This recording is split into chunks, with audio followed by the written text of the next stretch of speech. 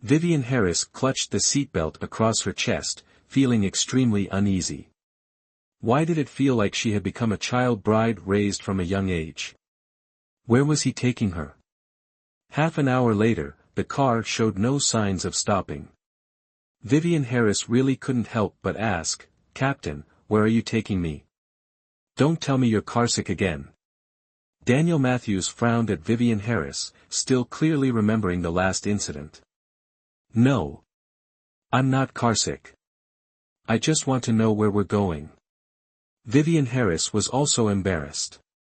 "All right. That incident was what caused her trauma. Thinking about how strong she was on the outside, but now she had become like a prostitute. Get out of the car." As soon as he finished speaking, Daniel Matthews stopped the car. Vivian Harris looked out the car window. "Oh my God. What a huge mansion. Where is this?" Vivian Harris got out of the car, her wide eyes curiously looking around. Daniel Matthews opened the mansion door, then retrieved a key from a drawer under the wine cabinet and handed it to Vivian Harris. "From today, you will stay here." "What? Speak plainly." "No way, Captain, why is this happening?" Vivian Harris didn't understand. Most importantly, he was the Special Forces captain, even if the state assigned housing, it couldn't be a villa, right? Daniel Matthews lifted Vivian Harris's small chin, his face stern, and said in a tone that allowed no doubt, "This is an order." "An order?" Vivian Harris suddenly became angry too, based on what? Wasn't she the one suffering a loss? Even if he was the captain, he had no right to threaten her. Throwing the keys in her hand at Daniel Matthews, a mocking smile appeared on Vivian Harris's face. "Humph. Sorry, I'm not your soldier."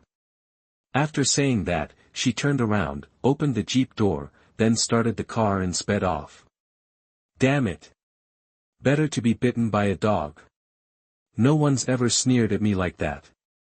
2 days later, Vivian Harris returned to her beloved work position. Even with Fiona Parker, she kept the matter completely secret. To escape that curse, Vivian Harris, despite Director Trent's advice, continuously increased her workload. Although Fiona Parker didn't know what had happened, she could see that something had occurred. It was just that Vivian Harris didn't want to open up to her, and she was very worried. Today, after work, she met Daniel Matthews for the 3rd time at the dormitory entrance.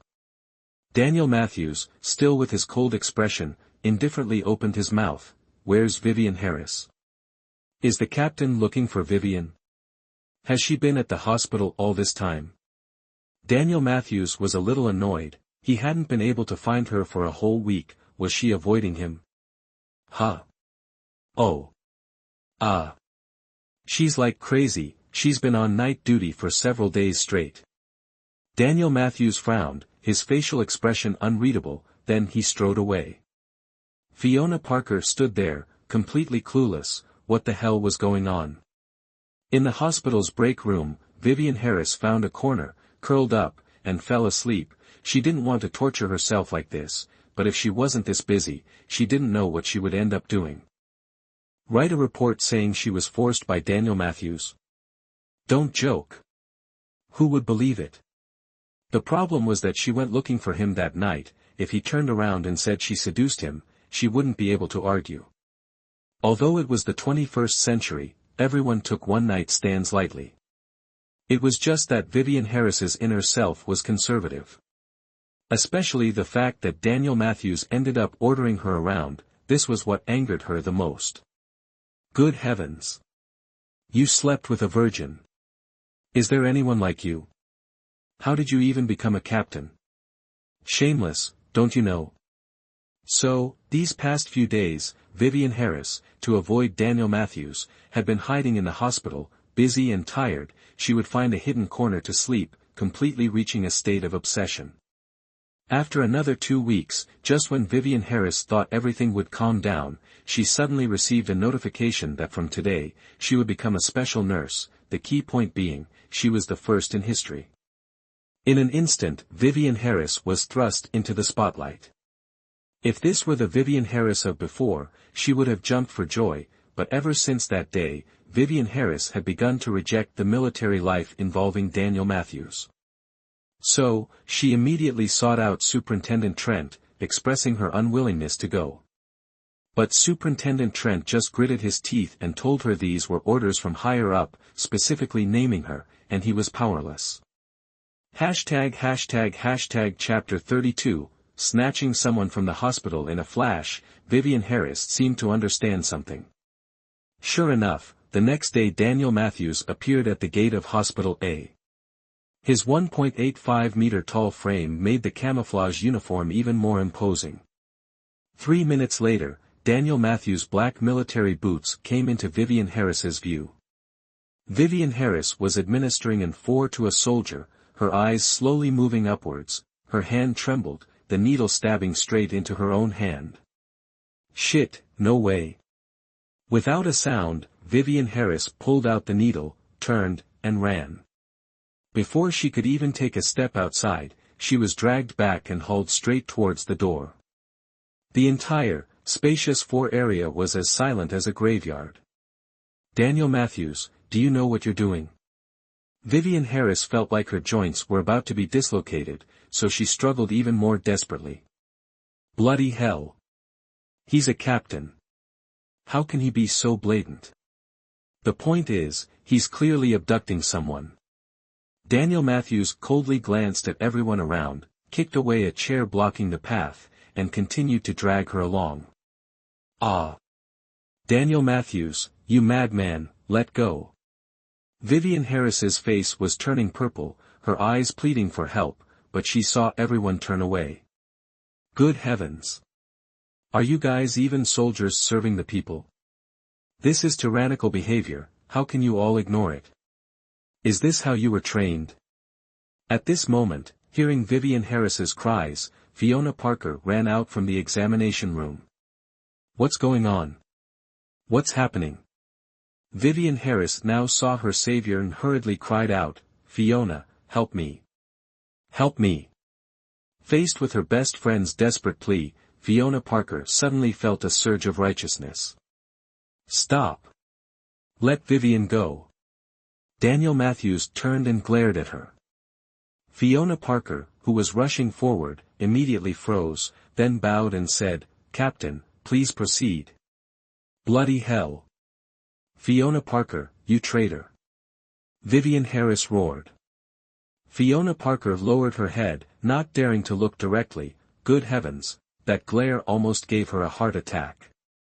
In the blink of an eye, Vivian Harris was dragged into the car, and it sped off.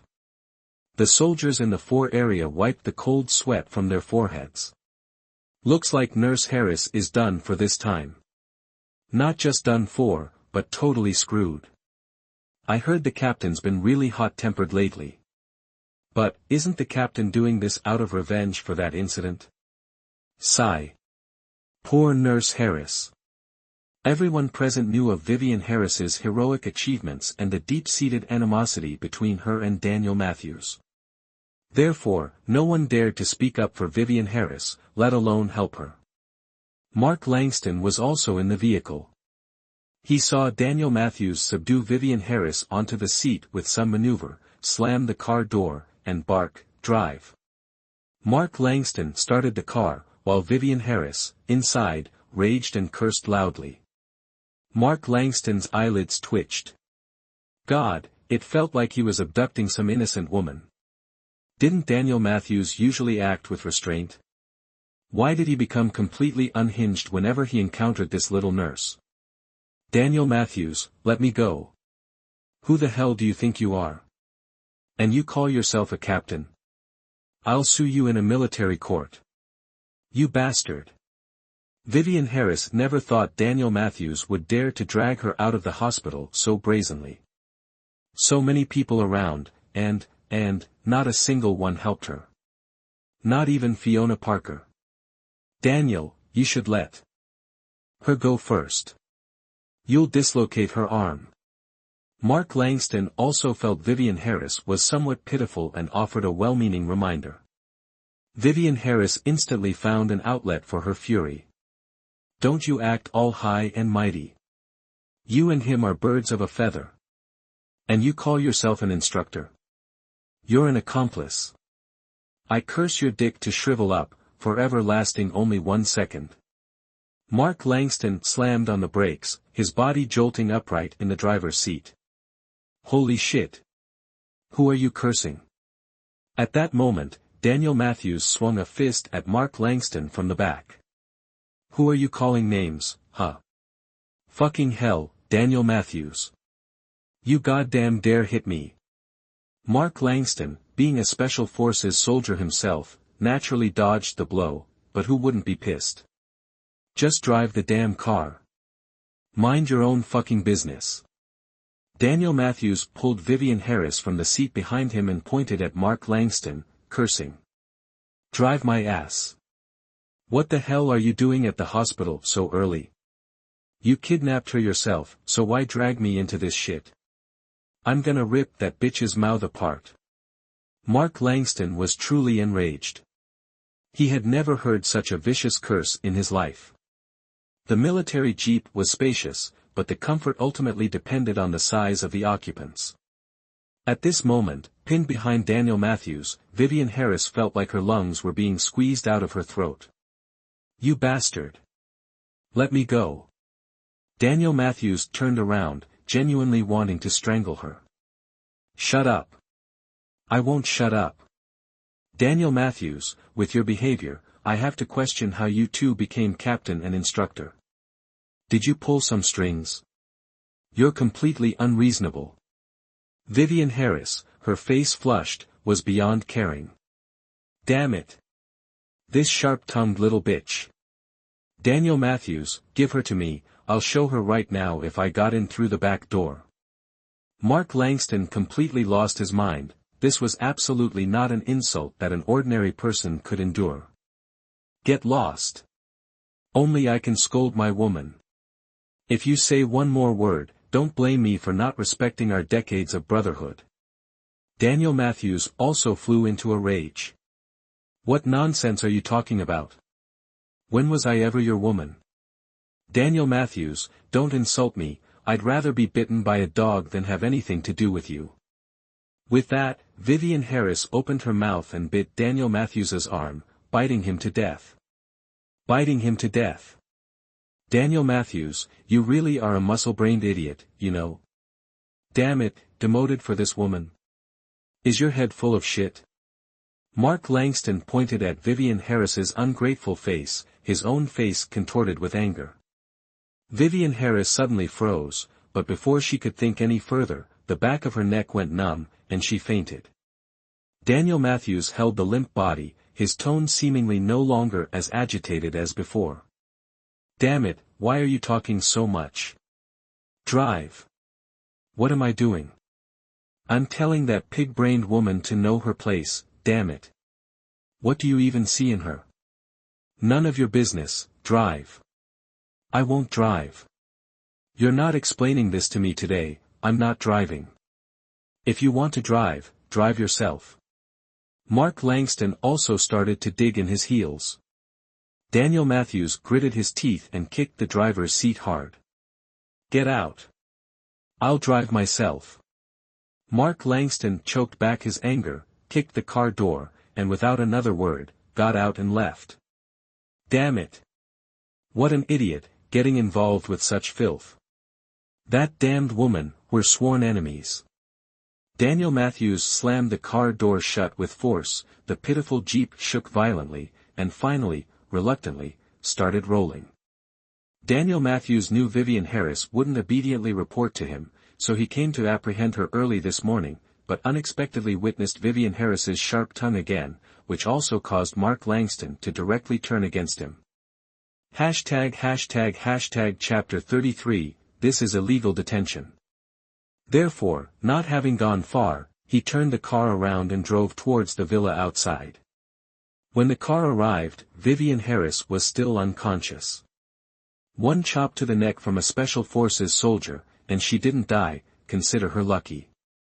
Daniel Matthews carried her out of the car, then into the house, and threw her onto the bed. He suddenly didn't know what to do with her. Scratching his head, damn it. Why is this woman so troublesome? Leaving the bedroom, Daniel Matthews poured himself a glass of whiskey. The pungent taste of the strong liquor stimulated all his senses. Not long after, Vivian Harris woke up in the room, touching her aching neck, which made her grit her teeth. This bastard, does he know nothing other than using force? Opening her eyes to look around, something wasn't right. Where was this? Could it be? Vivian Harris hurriedly crawled out of bed, then opened the door and ran out. Indeed, this was the very villa Daniel Matthews had brought her to before. Without hesitation, Vivian Harris immediately ran towards the main gate. At this moment, Daniel Matthews sat on the living room sofa, flinging a glass towards Vivian Harris. Going somewhere? A voice like the King of Hell's voice echoed from the sofa. Vivian Harris flinched back in fear, turned, lifted her chin, equally determined not to be outdone. Where I go is none of your business, you're illegally detaining me. Since things have come to this, who's afraid of whom? Humph. Vivian Harris, you've grown bolder, haven't you? Daniel Matthews stared at Vivian Harris's pale but stubborn face, a mixture of love and hate in his eyes. I've always been timid, it's you who scares me. Let me tell you, Daniel Matthews, even if you are the captain, even if we had that one night, it doesn't mean I have to obey you in everything. Right, it was my fault at first, but you know it yourself, and I've already said it, I didn't do it on purpose, and I've already apologized, don't push your luck. You're the captain after all, I beg you, be a man, be magnanimous. Vivian Harris spoke eloquently, completely oblivious to the man opposite her nearing his breaking point. And, I hope you stop wasting your time, I won't be by your side as some damned special nurse. Finished. Daniel Matthews took a swig from the whiskey bottle. For a moment, the oppressive pressure made Vivian Harris feel a little breathless, but she wasn't one to back down easily. If she had been respectful towards him before, it was all due to the guilt she felt. Now, things were different. Turning her head, Vivian Harris retorted defiantly, so what if I'm finished? So what if I'm not? Daniel Matthews abruptly rose from the sofa, then strode steadily towards Vivian Harris. Thick curtains covered the villa's windows, and Daniel Matthews hadn't turned on the lights. As Daniel Matthews reached her, his shadow loomed over Vivian Harris, and despite her stubbornness, she couldn't help but take a step back. Spit it out, why are you standing so close? Vivian Harris's palms were slightly sweaty, her eyelids twitching incessantly. Daniel Matthews didn't answer, only like a predator, he cornered Vivian Harris step by step, a faint smile on his emotionless face, yet it sent chills down one's spine. Daniel Matthews took another swig of alcohol, his narrow phoenix eyes constantly observing the expression on the little girl's face, wanting to wipe clean her connection with him. What do you want? Vivian Harris felt goosebumps rise under Daniel Matthews's gaze, a feeling of utter dread washing over her. What do I want? Daniel Matthews calmly countered. Vivian Harris shoved hard against the man who was still approaching, but it didn't budge him at all, so her expression became even more frantic. Get away from me, you lunatic. If your brain is messed up, go to the 17th floor, will you? The military medical department has the most advanced equipment, let them treat you properly. Don't come out and harm people. Daniel Matthews drawled, seemingly pondering something. I am sick. If you're sick, go find a doctor. I'm just a nurse, I can't cure you, I can't. Let me go. The unexpected kiss made Vivian Harris's eyes widen. No way. Vivian Harris instinctively clenched her teeth. At this moment, Daniel Matthews backed off a bit, then before Vivian Harris could react, he took a mouthful of whiskey and kissed her again. This time, he gripped her chin, forcing her to swallow the strong liquor. Vivian Harris, having never drunk such strong alcohol, choked and almost suffocated. But Daniel Matthews had no intention of letting her go, forcing her to drink glass after glass. Vivian Harris struggled desperately, but it was useless. Even if he were just an ordinary man, she wouldn't be able to do anything, let alone against the Special Forces captain. 10 minutes later, Vivian Harris was completely drunk, the strong smell of alcohol clinging to them both, thick with ambiguity. Legs weak, Vivian Harris clung to Daniel Matthews's arm, slurring, "Damn it, guys like you should go get treatment, you know. You should find someone to cure you, so you can free us women from this calamity." Daniel Matthews, holding Vivian Harris's waist and wiping the remaining alcohol from her lips with one hand, also slightly drunk, said to her, "My illness, only you can cure it." Tucking Vivian Harris under his arm, Daniel Matthews strode towards the master bedroom. He kicked the door open, threw Vivian Harris onto the bed, and then took off his alluring camouflage uniform. Vivian Harris, already drunk on the bed, felt the heat of the alcohol making her uncomfortable, and she tugged at her nurse's uniform. The scene suddenly became as hot as fire. Daniel Matthews, you bastard, so hot. Vivian Harris had almost completely removed her nurse's uniform, but because of her drunkenness, her fingers were clumsy, so the more she undressed, the more tangled it became, and the more she moaned. Sitting beside Vivian Harris, Daniel Matthews was as if possessed. This woman wasn't exceptionally beautiful, nor was she his ideal type, but he couldn't resist his concern for her, especially after tasting her. He wanted to keep her by his side every second. Daniel Matthews unbuttoned the remaining few buttons on Vivian Harris's nurse uniform. His calloused hands slowly caressed her from her ankles up, the fire in Daniel Matthews's eyes reaching a destructive level. Vivian Harris felt a burning heat all over, and someone kept rolling over her like a fireball. Annoyed, she kicked out. "Get off. I'm burning up." Vivian Harris propped herself up, grimacing with her small face, and crawled forward, just wanting to escape the heat source. What are you doing? I'm so dizzy." The battle hadn't even begun, and she already felt unwell. Whining, moaning. Vivian Harris cried out in pain. "God, it really hurt." Daniel Matthews roared, closing his eyes as if on the verge of madness. Chapter 34, Scared Stiff, a True Paradise on Earth.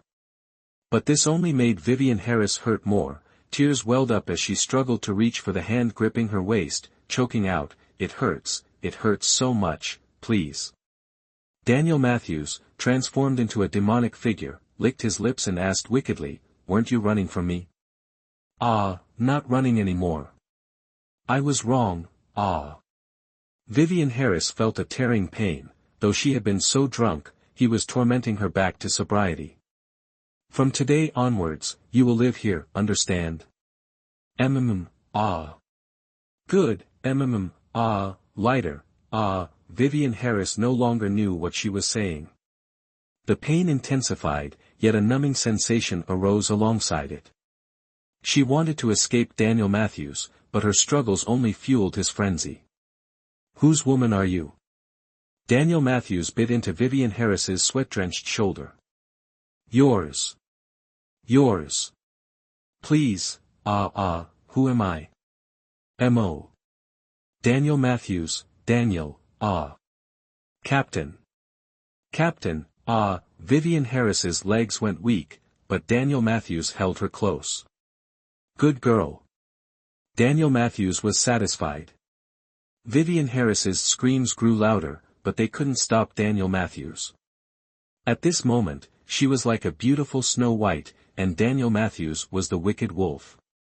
Vivian Harris's skin flushed, the wondrous sensation led her completely astray. Drenched in sweat, her drunkenness faded, but she couldn't open her eyes. Holding Vivian Harris, Daniel Matthews couldn't bear to let go. He craved even more. Daniel Matthews passionately kissed her glistening, pearl-like lips, his breath filled with satisfied sighs. He could never get enough of her. Vivian Harris was utterly helpless, unable to move. The alcohol, the passion, left her adrift like a boat at sea, completely without anchor. The cool breath mingled with the scent of alcohol on Daniel Matthews's lips between hers brought her a satisfied sigh. Daniel Matthews turned Vivian Harris over, his large hands caressing her entire body, not even missing her toes. Vivian Harris was a surprise to him, a sweet surprise he was growing to relish. Both of them emitted unbearable sounds. His firm, wheat-colored skin pressed against her soft, jade-like flesh. One, strong and resolute, the other, delicate and enchanting. Two completely different people, yet they blended together in perfect harmony. This time, Daniel Matthews was gentle, so gentle it drove Vivian Harris mad. Leaning close to Vivian Harris's ear, Daniel Matthews asked her passionately, "Do you like it?" I like it, you." Vivian Harris clutched his back. Damn him, he was driving her crazy with anticipation. "Behave from now on, and I'll give it to you." Daniel Matthews made his demand shamelessly. "Have I been bad?" Vivian Harris, frustrated, raked her nails across his back, leaving red marks. Daniel Matthews groaned, unsure whether from the scratches on his back or Vivian Harris's provocative actions, which nearly made him give in. So, he swatted Vivian Harris and said, "When will you be good?" "Ah. Daniel Matthews, you pervert, you hit me." Vivian Harris felt a stinging pain, the bastard had bitten her. Daniel Matthews, instantly aroused by this cold-blooded girl, gritted his teeth and growled, "You little vixen, you're dead." Ugh, she forgot she was no match for him. This was clearly digging her own grave. True to his word, Daniel Matthews didn't give Vivian Harris a moment's respite until sunset, truly making her experience a fate worse than death. Finally, after she fainted for the third time, the captain showed some mercy and temporarily let her off. In her delirium, Vivian Harris dreamt she was a bride, and Daniel Matthews was the groom. In that sacred moment, she felt strangely unhappy. Especially when she looked closely and found herself holding a child in her left arm, carrying one on her back, and pregnant with another. Most importantly, all the children had Daniel Matthews' face. Vivian Harris's face paled. She screamed and opened her eyes to find Daniel Matthews's face right in front of hers, startling her even more. However, a cool sensation on her skin made Vivian Harris moan softly. Daniel Matthews kissed Vivian Harris's face. "Hungry?" This iron tenderness captivated Vivian Harris, who, despite her distress, found herself sinking into it. "Thirsty?" Daniel Matthews asked again.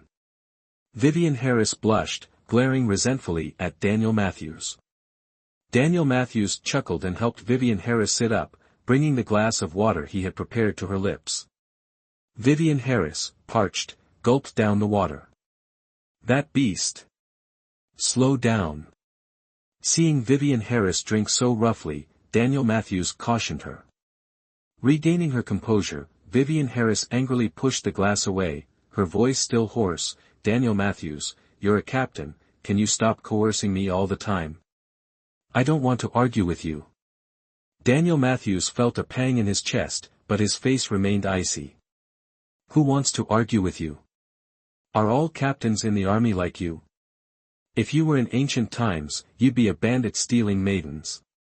"Vivian Harris, I'm telling you again, I don't want to argue with you." Daniel Matthews was again agitated by the woman in his arms yelling at him. Did she really see him as such a beast? "Anyway, I don't want to be your special nurse anymore. Let me go, I want to go home." Vivian Harris's tone was resolute. "No." "Why?" "I said no, and that's final." Daniel Matthews's attitude clearly offered no room for negotiation. "You." "Vivian Harris, are you trying to make me warn you again?" Daniel Matthews glared, resorting to his ultimate weapon. Vivian Harris shuddered, her teeth grinding with resentment. Despicable. Truly despicable. What time is it? After careful consideration, Vivian Harris knew she couldn't escape Daniel Matthews's grasp. Fine. Fine. Since it's come to this, she could only take it one step at a time. She was just a small-time nurse, how could she fight him? It was better to make peace. She didn't want to live in constant fear and apprehension. It's 10 o'clock. Daniel Matthews carried Vivian Harris, along with the blanket, out to the living room. 10 o'clock at night? Vivian Harris was astonished.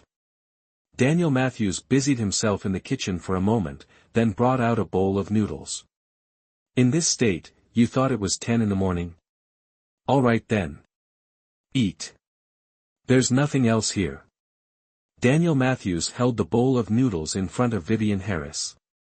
Truthfully, Vivian Harris was hungry, but just looking at the noodles made her stomach churn. Oh dear. The noodles were completely devoid of any fat, just plain boiled noodles. How could she eat this? I can't eat this. Vivian Harris would rather starve than torture herself. Daniel Matthews thought for a moment, then put the bowl down and went into the bedroom to retrieve a set of his own pajamas, having already changed into a different set himself. Hashtag Chapter 35, Captain, riches cannot debauch, might cannot subdue, put these on. I'll take you out to eat. It had to be said, handsome men looked good in anything. Where are my clothes? Vivian Harris looked at the pants that nearly reached her chest, unable to imagine how they would look on her. I ripped them. Hurry up, or there won't be anything left to sell later. Actually, Daniel Matthews had only ripped her panties, but Vivian Harris was wearing her nurse's uniform. He preferred her in his clothes rather than that seductive outfit. Vivian Harris blushed. Fine. But when Vivian Harris put on the pajamas, Daniel Matthews instantly regretted it, wanting to hide her away immediately. Vivian Harris shook the overly long sleeves, her face crumpling. Sigh. The size difference was too great, and moreover. No. No. Vivian Harris slapped her face. What was she thinking? Riches cannot debauch, might cannot subdue. Ugh. Her stomach growled. Vivian Harris sighed and rolled up the sleeves, then the pant legs as well. Her petite frame was swallowed by the oversized clothes. Though comical, she looked even more adorably mischievous. Daniel Matthews, I'm done. Vivian Harris stood on the sofa, striking a V pose. Daniel Matthews twitched his lips, picked up Vivian Harris's shoes, and sat down next to her. Give me your foot.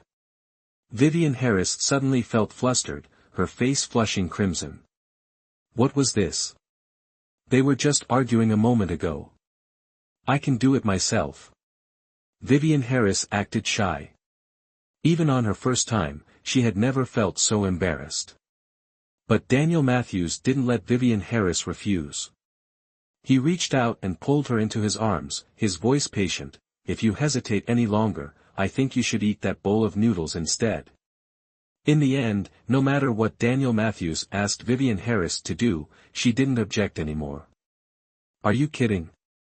Her legs were shaking like leaves. Standing was hard enough, let alone anything else.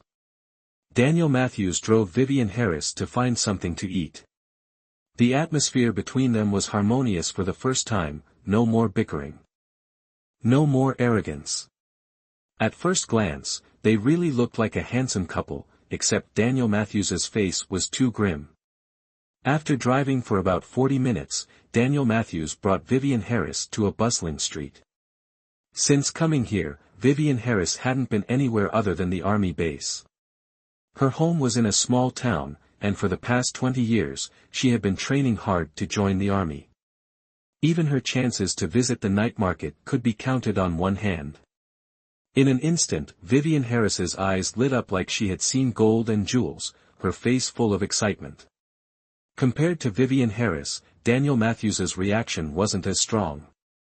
Although he hadn't been to night markets many times, men were naturally not as enthusiastic about these things. The night market was quite crowded. Daniel Matthews, seeing Vivian Harris stopping every 3 steps, still full of energy, couldn't help but shake his head repeatedly. Where did she get so much energy? Slow down a bit. Daniel Matthews really couldn't stand it anymore and reached out to take her hand. Vivian Harris was breathing heavily, but her eyes couldn't help but look around. The night market here is more lively than ours. Alright, let's find something to eat first. Daniel Matthews, using his height advantage, scanned the surroundings, then pulled Vivian Harris towards a noodle stall nearby. Boss, 2 bowls of beef noodles. Vivian Harris panicked. Hey! Why noodles again? I don't want beef noodles. Then what do you want to eat? Daniel Matthews paused, rarely being so polite. Vivian Harris looked around, then pointed to a street barbecue stall and exclaimed, Barbecue. I want barbecue. Daniel Matthews turned his head to look, his eyebrows furrowing immediately. Was that something people ate? But Vivian Harris didn't care. She left Daniel Matthews and trotted over there, but before she could take 2 steps, she trotted back to pull Daniel Matthews along. Come on. Come on. I've never had barbecue here before. I want to eat it. That's unsanitary. Although Daniel Matthews wasn't a picky eater, he couldn't eat just anything. At least, he had never eaten street barbecue. It's alright, what's wrong with eating it? Come on, come with me. At this moment, Vivian Harris forgot their deep-seated hatred from just a while ago. I'm not eating that. Although Vivian Harris was quite tempting right now, he really didn't want to touch that stuff. Seeing that pulling wouldn't work, Vivian Harris got angry, flung Daniel Matthews's hand away, and said fiercely, Daniel Matthews, are you doing this on purpose? Don't you know I'm broke? After saying that, Vivian Harris tugged at her baggy pajamas even more angrily. Damn it! She wasn't wearing anything underneath when she came out, this bastard. Let's go. Daniel Matthews laughed. Vivian Harris pouted, but immediately after, the delicious food at the barbecue stall made her mouth water. Ha ha ha. Right now, barbecued meat is exactly what's needed. Vivian Harris was truly starving, ordering almost everything on the barbecue stall's menu. Afterward, the 2 of them squeezed onto a small, low table with Daniel Matthews. Not long after, the fragrant barbecue was brought out, and Vivian Harris ate with gusto, as if she were feasting on delicacies. Daniel Matthews frowned, watching Vivian Harris eat with her mouth and hands covered in sauce. Curious, he picked up a skewer of grilled tofu, but after just 1 bite, he wanted to spit it out immediately. Damn it, how much pepper and MSG did they put in this? It reeks of grease, where's the delicious part? Vivian Harris, sitting next to him, had been staring at Daniel Matthews's expression. Seeing his face like he'd just swallowed a turd, she felt a little bad. She held out her hand towards Daniel Matthews and said, Give me 20. Huh. Daniel Matthews almost had to hold his breath to swallow the grilled tofu skewer in his hand. Give me the money, quick. Daniel Matthews wiped his hands and finally pulled out 20 yuan and gave it to her. Vivian Harris took the money and stood up. Watch my barbecue, there are still some dishes that haven't come out yet. I'm going to buy something else and will be right back. Then, before Daniel Matthews could react, she ran off into the crowd. Daniel Matthews looked at the barbecue on the table, then at where Vivian Harris had disappeared, and suddenly felt annoyed.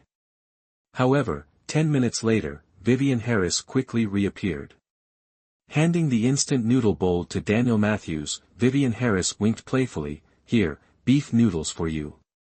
You bought this? Vivian Harris rolled her eyes, then pulled out the chopsticks, picked up some noodles, slurped them down, and smacked her lips, saying, Sorry, old man, I bought it for myself. Daniel Matthews was clearly provoked by the words, old man, his voice immediately dropping to a frighteningly low tone, Vivian Harris, I think you're getting out of line. Cough, cough. So unlovable. Vivian Harris stopped teasing him and seriously offered the bowl of noodles in her hand, Captain, please enjoy your meal. Daniel Matthews snorted and took the bowl of noodles from Vivian Harris. Vivian Harris pursed her lips, TSK. Just eating a bowl of noodles, and she had to flatter him. So fake. Chapter 36, I'm being a scoundrel, you know.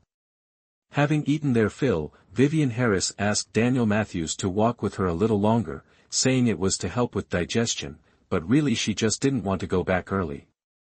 There was no way she could return to the dormitory at this hour, not in this outfit. Fiona Parker would surely skin her alive.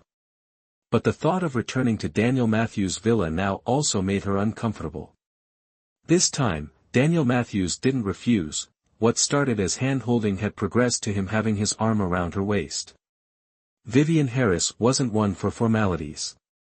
She'd already been thoroughly devoured, so what was a little waist-holding? Besides, the atmosphere was pleasant, and she didn't want to object. In an instant, the tall, handsome man and the petite, pretty woman attracted many gazes, with a turn-back rate reaching 90%. Vivian Harris, at only 20 years old, had a lively personality that contrasted sharply with Daniel Matthews. Along the way, she chattered and fidgeted incessantly.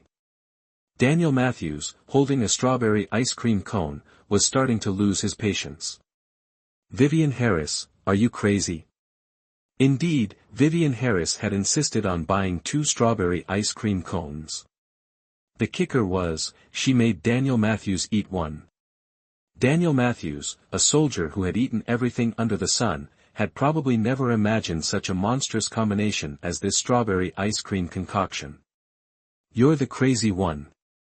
I'm sharing with you. Vivian Harris said, scooping a spoonful of strawberry jam into her mouth, then making a dreamy expression. It's delicious, try it. Disgusting. Daniel Matthews blurted out. Vivian Harris continued eating, completely unfazed. Humph. The greatest thing in the world was this divine strawberry ice cream, and this old man knew nothing about earthly pleasures. If you're not going to eat it, give it to me. I'll eat it later. Licking the spoon in her hand, Vivian Harris shot him another look of disdain. Daniel Matthews raised an eyebrow and, without a word, tossed the divine strawberry ice cream into the trash. Hey! I said I'd eat it later. Why are you wasting food? Vivian Harris jumped up. Didn't this idiot learn the lesson about making hay while the sun shines? Ah, my ice cream. Before Vivian Harris could finish her lament, her own ice cream cone followed the other into the trash. Daniel Matthews pulled Vivian Harris around. Let's go. I'm not going. You have to replace my ice cream. Vivian Harris was extremely dissatisfied. I bought it. So what if you bought it? You bought it for me, so it's mine. Daniel Matthews turned and scooped Vivian Harris up into his arms. You're mine too. Vivian Harris was speechless. Captain. Huh. Do you know this is called molestation? Vivian Harris felt the need to re-emphasize this point. Humph. Daniel Matthews chuckled coldly. It seems you still don't know what real molestation is. Oh, no. So, never ever provoke someone who looks like a righteous gentleman, that person might be the real rogue. Back at the base, Vivian Harris immediately followed Daniel Matthews to his platoon to report. As expected, she was no longer a nurse in the conventional sense, but had become an official soldier. Donning the uniform, Vivian Harris's heart filled with joy. Happiness seemed to come too suddenly. At the same time, Vivian Harris was very clear. The distance between her and Daniel Matthews was not only about power, but also about actual strength. If she wanted one day not to be controlled by him, to be stronger than him, it would probably be very difficult, but at least she couldn't be as weak as she was now. A whistle blew, the harsh training began. Vivian Harris stood under the blazing sun with all the soldiers lined up. After roll call, they waited for the instructor's instructions. At this time, Vivian Harris also cried out in her heart, I'm dead. The platoon instructor is Mark Langston. Mark Langston has a more easygoing personality than Daniel Matthews, but when angered, he is also a stubborn person. Humph, humph, is it really happening? Mark Langston felt it was time for revenge. Attention! The first task today, a 5-kilometer run, carrying 15 kilos. Must be completed before 12 o'clock. Anyone who doesn't complete it will have an additional 10 kilometers this afternoon. Yes, sir. The soldiers' shouts echoed through the sky. Among them, only Vivian Harris looked dejected. Damn it. This is clearly taking advantage of her illness to want her dead. Vivian Harris. Mark Langston roared. Here. Do you think 5 kilometers is too little? No. Not loud. Enough. Add another 2 kilometers. Start, running. Mark Langston's face was tense, clearly deliberately making things difficult for her. Oh my God, 2 more kilometers just like that. Indeed, all the crows in the world are black. This guy is even more hateful than Daniel Matthews. Fortunately, Vivian Harris, due to her special status, didn't need to carry a heavy load, otherwise, she probably wouldn't be able to run even 10 meters. But 7 kilometers was not a short distance. Even if Vivian Harris didn't carry a heavy load, this was still an impossible task for her. In the ranks, Ryan Lewis felt very sorry for Vivian Harris. Several times running past her side wanting to say a few words, he was yelled at by Mark Langston, making the other soldiers even more afraid to speak. Mark Langston stood in the shade, a smug look on his face as he watched Vivian Harris running on the training ground. Humph. Daniel Matthews may treat her like a treasure, but in my hands, she's doomed. Before 12 o'clock, Vivian Harris fainted from the high-intensity training. Ryan Lewis was the first to run to Vivian Harris's side, and immediately picked her up. Ryan Lewis. Who gave you permission to act on your own? Keep running. Instructor, she's fainted. Ryan Lewis was angry for the first time. He would rather run these 7 kilometers himself for Vivian Harris than see her faint from exhaustion. Mark Langston said coldly, that's her business. None of your concern. Put her down. Coach. I told you to put her down.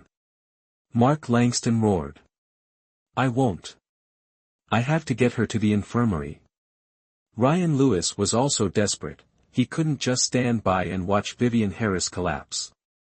At this moment, Daniel Matthews returned, having finished his task. Upon arrival, he was met with a heartbreaking sight, igniting his fury. Let her go. Before Mark Langston could speak, Daniel Matthews also erupted in anger. Captain. I was about to take her to the infirmary. Ryan Lewis explained. Daniel Matthews glanced at Mark Langston, who was gnashing his teeth, then stepped forward and took Vivian Harris from Ryan Lewis's arms. Continue training. Ryan Lewis looked at Daniel Matthews with some confusion, but when Mark Langston urged him again, he had to continue running. Daniel Matthews saw the woman in his arms was flushed, her camouflage uniform almost soaked, and couldn't help but warn, Mark Langston, are you trying to drill her to death? So. You feel sorry for her? If you do, train her yourself. Let me tell you, she's in my squad, I can train her however I want, it's not your place to tell me what to do. Fine. If she faints again, I'll have your mother arrange 10 more blind dates for you. Daniel Matthews narrowed his eyes, his words darkening Mark Langston's face. Furthermore, I'll personally assign someone to watch you. Until you successfully go on a date. Hashtag chapter 37, alright, get lost. Daniel Matthews, you bastard. Mark Langston's fists clenched so tightly they looked like they might bleed. Blind dates were Mark Langston's Achilles heel, especially in recent years, they were like a malignant tumor, a constant source of frustration. Daniel Matthews tilted his head, glancing at him. I told you, she's my woman. In Daniel Matthews' mind, if anyone was going to torment her, it would only be him. All right. Get lost, now. Mark Langston, though still irritated, felt a sense of satisfaction seeing Vivian Harris finally faint from exhaustion. He considered his anger appeased. Daniel Matthews didn't waste any more words on Mark Langston, quickly leaving with Vivian Harris in his arms. Inside the villa, Vivian Harris lay on the bed, pale-faced. That bastard Mark Langston had definitely done it on purpose. Daniel Matthews changed out of his uniform, his expression unchanged. Go take a shower, dinner will be ready soon. To prevent Vivian Harris from eating junk food outside, Daniel Matthews had brought food home. What are we having? Noodles again. Upon hearing Daniel Matthews mention dinner, her first thought was noodles. Don't be a brat. Go shower. Daniel Matthews tossed a bag to Vivian Harris and turned to leave the bedroom. Vivian Harris opened it to find lingerie and a set of women's casual clothes. Checking the size label on the lingerie, Vivian Harris's expression shifted from surprise to astonishment. It was her exact size. Vivian Harris, lingerie in hand, ran straight to the kitchen. Daniel Matthews. How do you know my size? Daniel Matthews didn't turn around, continuing to process the carp in his hand. I touched. Pfft. Vivian Harris just wanted to spit in his face. Captain. You're the captain. Where's your decency? Where's your decency? Don't you know how to put it on? Daniel Matthews couldn't stand Vivian Harris just standing there rooted to the spot, so he had to turn around and look at her. Vivian Harris grimaced, oh my. I don't know how to put it on, do you? Oh, that's not right. It's better not to argue with this kind of person anymore. Lowering her head, Vivian Harris had no choice but to resign herself to taking a shower. By the time Vivian Harris finished getting ready and came out, Daniel Matthews had also finished cooking 3 simple dishes. Vivian Harris sat down at the dining table, truly an eye-opening experience. The captain actually knows how to cook, and judging by the appearance, it's clearly delicious. Daniel Matthews tapped the chopsticks in his hand on Vivian Harris's head. What are you spacing out for? Haven't you run enough today? Can you please not mention what happened today? Vivian Harris rubbed the sore spot on her head where she had been tapped, extremely annoyed. You can't even handle this little bit of hardship, you still want to stay in the special forces? Daniel Matthews's mouth really shows no mercy. Vivian Harris slammed her chopsticks down on the table, immediately brimming with spirit. Who says I can't handle hardship? Don't look down on me. Daniel Matthews raised an eyebrow, his chopsticks clicking on the table. Oh. And also, don't keep an eye on me for no reason. I'm telling you, if you continue like this, I swear, I absolutely will not compromise anymore. Vivian Harris also became serious. All right. So, can you go back by yourself tonight? Vivian Harris didn't answer, picked up a mouthful of rice, ate a piece of sweet and sour fish. Oh my. Absolutely amazing. Daniel Matthews, I've always wanted to ask you, you're just a captain, did the state assign you a villa? This question had been bottled up in Vivian Harris's heart for a long time. This is my own. What? Vivian Harris was once again astonished, just what kind of person is this captain, to actually have his own villa? Speak human. No, Captain, I suddenly want to interview you a bit.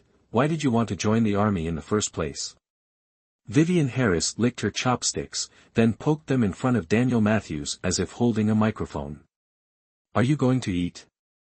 Daniel Matthews looked up, his handsome face revealing a stern expression. Vivian Harris retracted her chopsticks in frustration. TSK, what's the big deal, aren't you still cooking for me? Thinking of this, Vivian Harris secretly rejoiced, all right. Apart from the slight difficulty in communicating with him, he's actually quite good.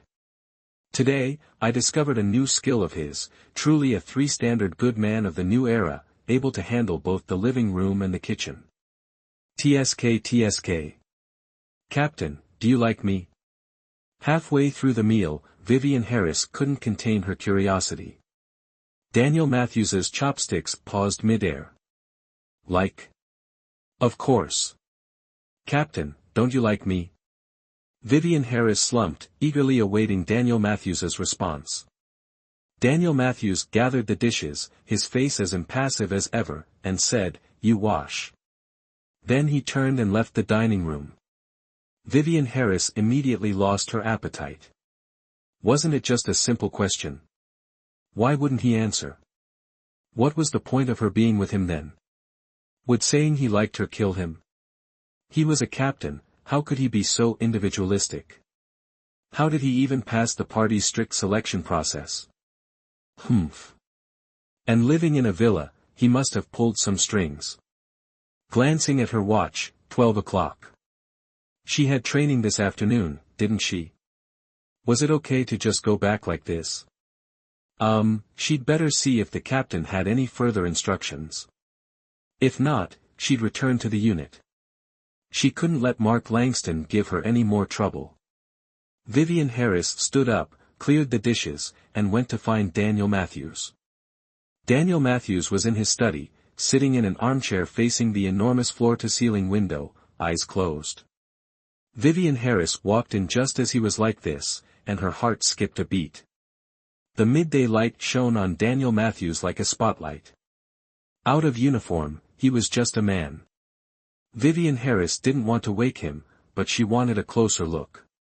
So, grabbing a cushion, she knelt beside his chair.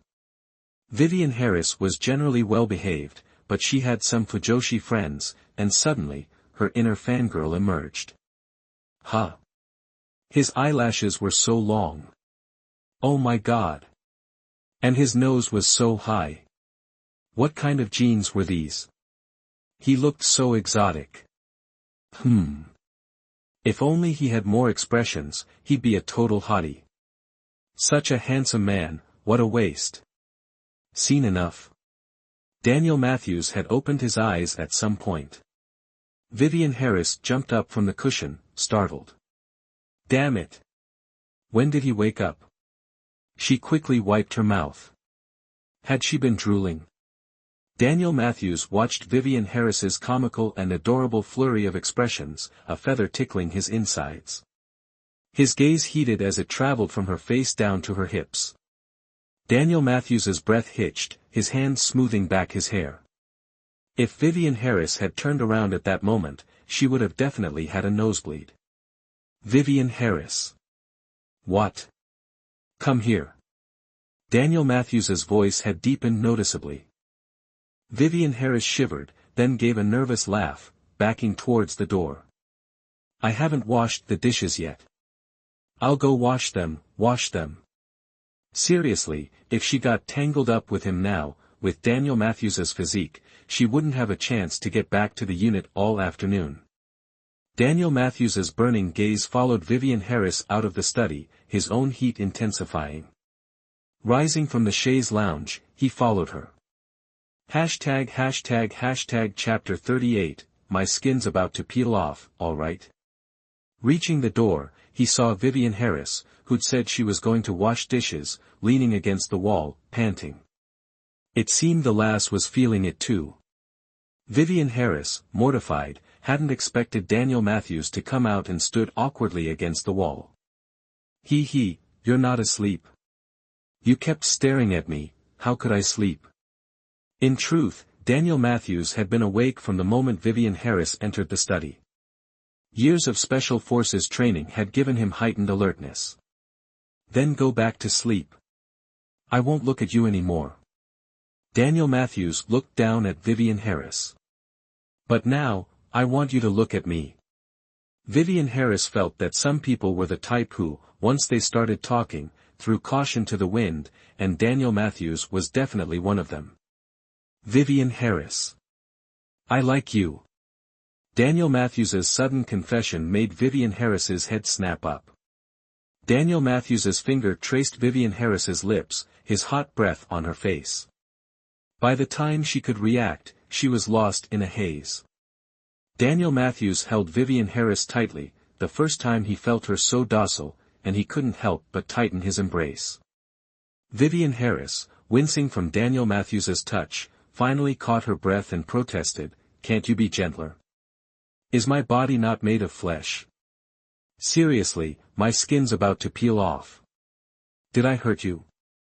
Daniel Matthews kissed her softly, one hand slipping inside the waistband of her pants. Vivian Harris hummed, then looked up again. "Duh."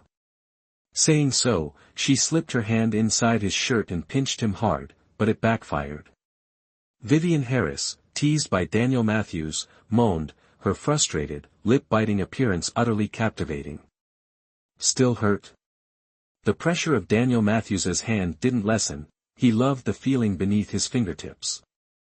Vivian Harris shot him a shy glance, trying to regain some composure. "Daniel Matthews, did you just say you liked me?" "Nope." Daniel Matthews lifted the slightly bothersome shirt and scooped Vivian Harris into his arms. "Hey! You clearly just said it." Vivian Harris struggled. How could someone change their mind so fast? No way, she wouldn't let him have his way. "Nope." "Ah!" Vivian Harris cried out, her balance lost, making it impossible to struggle. Seeing Daniel Matthews leaning in again, she angrily tugged his ear. "Put me down. If you don't like me, why are you touching me? Let go. Don't fuss." Daniel Matthews's entire being was screaming, but those two words he refused to say again. "I will fuss. Are you going to let go or not?" His ear throbbing from her pull, Daniel Matthews narrowed his eyes. "No way." Vivian Harris couldn't believe it. Was he really going to load and fire right away? "Hey, don't." In that instant, Vivian Harris felt a flicker of fear. Although the previous times ultimately felt good, the beginning was always painful. Vivian Harris moaned softly, the back of her foot tensing. "This bastard, this absolute bastard. Still hurts." Daniel Matthews's sweat had completely soaked his beige tracksuit. After so many times, why did it still hurt her? Vivian Harris sobbed. "Daniel Matthews, you animal, I hate you. Boo-hoo." Then, amidst Vivian Harris's whimpers, he lowered his head and kissed her tears. "Good. Don't cry anymore. I hate you. Don't cry. I hate you. I like you." A gentle sound, yet it warmed her heart. "I can't hear you." The corners of Vivian Harris's mouth curved upwards, and then she suddenly wrapped her arms tightly around Daniel Matthews's neck. "I can't hear you, I can't hear you. Little vixen, I like you. I like everything about you." And the brilliant light made this midday even more dazzling. Naturally, Vivian Harris's first day of training ended in this blush-inducing, heart-pounding song. The next day, Vivian Harris was dragged out of bed very early by Daniel Matthews. She was very tired because, after hearing Daniel Matthews say he liked her, she couldn't control herself and went along with it, ultimately making their battle even more intense. But she wasn't the one putting in all the effort, so why was she always the one left looking like a dead dog? However, upon arriving at the unit, Vivian Harris immediately regained her composure. That's right. She absolutely wouldn't let yesterday's events repeat themselves. Mark Langston, just you wait. Ryan Lewis had been worried about Vivian Harris all night. Seeing her return, he almost immediately ran to her. "Vivian, are you all right after yesterday?" Vivian Harris immediately recalled the climax with Daniel Matthews, her face flushing crimson. "I'm fine. Just not used to that intensity. A little rest and I'll be good as new." Sigh.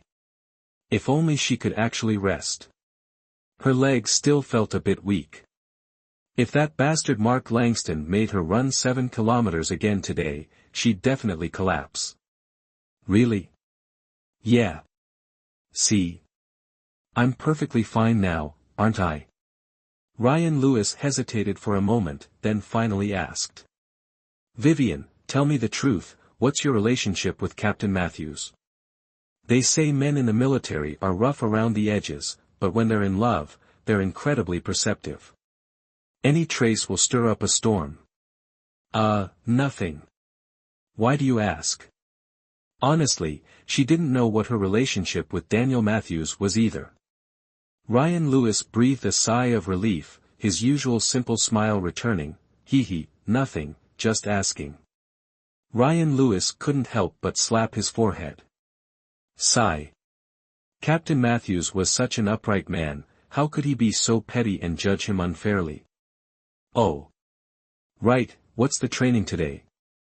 After yesterday's events, Vivian Harris felt it was best to probe first, also good to be mentally prepared. The training content is different every day, specifically, we have to wait for Instructor Langston to decide. Still have to listen to him? That's right. So, Vivian Harris wanted to ask something more, but her sharp eyes saw Mark Langston and Daniel Matthews coming from the training ground. So she hurriedly kept her distance from Ryan Lewis, then stood at attention. Mark Langston glanced at Vivian Harris with displeasure. This brat's ancestors must have accumulated virtues, to be protected by Daniel Matthews. Annoying little thing. The more he looked, the more annoyed he became. Daniel Matthews glanced indifferently at Vivian Harris, then his sharp eyes, like knives, fell on Ryan Lewis beside her. He remembered that the brat who held Vivian Harris's hand last time was this kid. Good.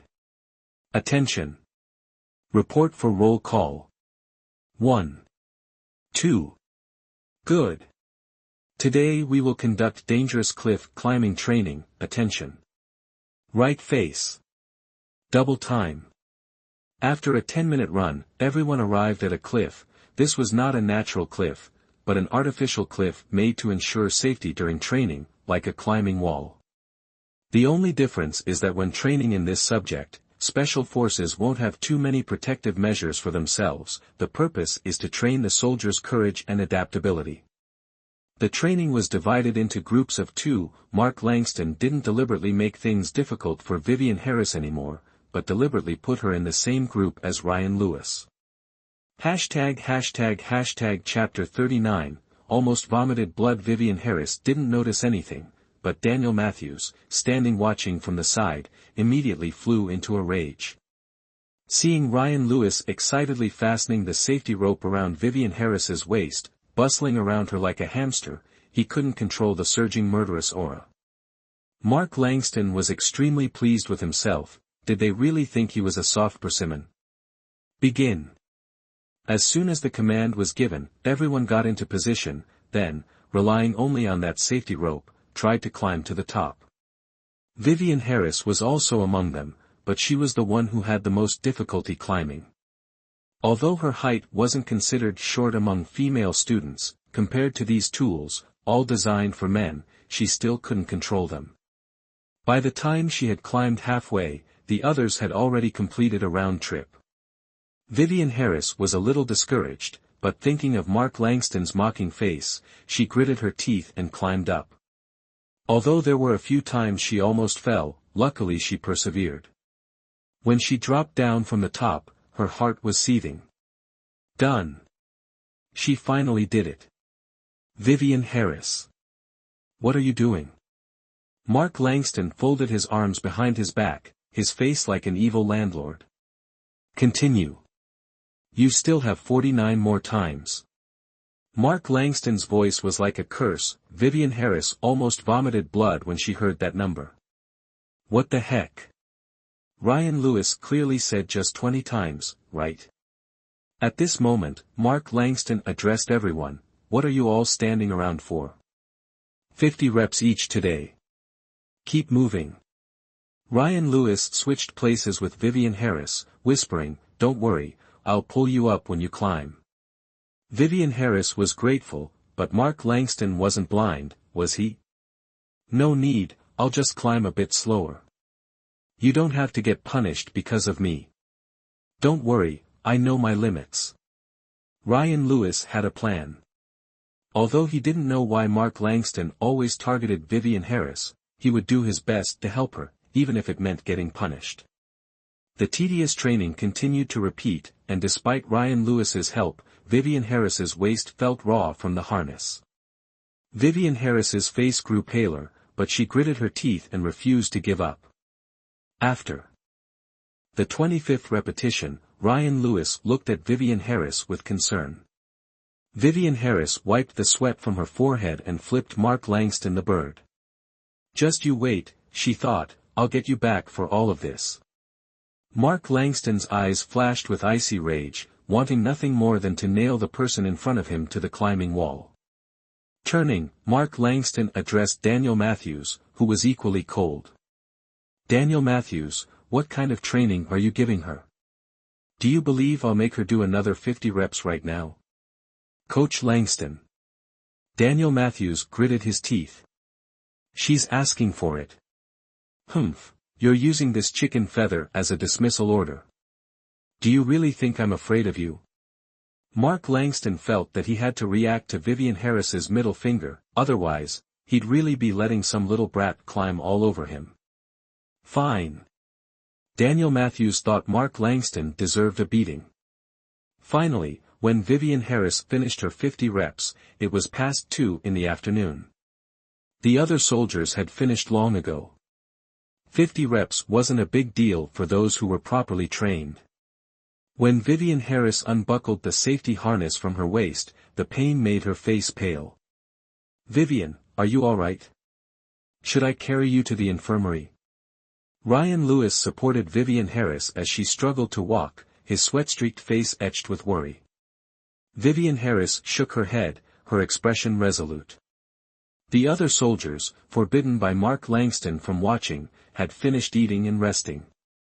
Seeing Vivian Harris finally done, they rushed over. "Nurse Harris. Are you okay? I think Ryan Lewis should take you to the infirmary." "Yeah. Nurse Harris, you're white as a sheet. Go get checked out." Vivian Harris couldn't refuse their concern, but she had to politely decline. Someone was waiting for her on the other side of the training ground. Taking a deep breath, Vivian Harris gritted her teeth, "No need. You all still have training this afternoon. Don't worry about me." "No way. You're in no shape to push yourself. Don't be stubborn." Ryan Lewis was incredibly worried and wouldn't be at ease until he personally escorted Vivian Harris to the infirmary. "I'm a nurse myself, I know my condition, don't worry." Vivian Harris puffed out her chest dramatically, but cold sweat poured down her forehead like a stream. Ryan Lewis supported Vivian Harris, reluctant to let her return alone like that. Vivian Harris could only manage to pull her hand back and wave goodbye to everyone. All right. Ryan Lewis, you go and get something to eat too, don't worry about me anymore, later your coach won't know what to do with you guys." "I'm going. Bye-bye. Vivian Harris, let me take you." Ryan Lewis ran after her for 2 steps. "I said I'm fine, if you keep doing this, I'll really be angry. Stop making things difficult for me, okay?" Vivian Harris staggered away, leaving alone. From afar, Mark Langston witnessed everything.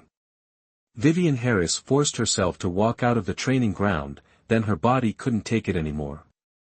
Leaning against a birch tree, she gasped for breath. Pain, bone-deep pain.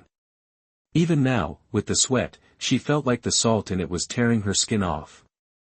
"No. I still have to go to the hospital, otherwise, this waist will definitely be ruined." Vivian Harris looked around. Damn it, didn't Daniel Matthews say he would wait for her here last night? Why isn't he here now? Just as Vivian Harris was anxiously fretting, Fiona Parker appeared, skipping along with a basket of flowers. "Vivian?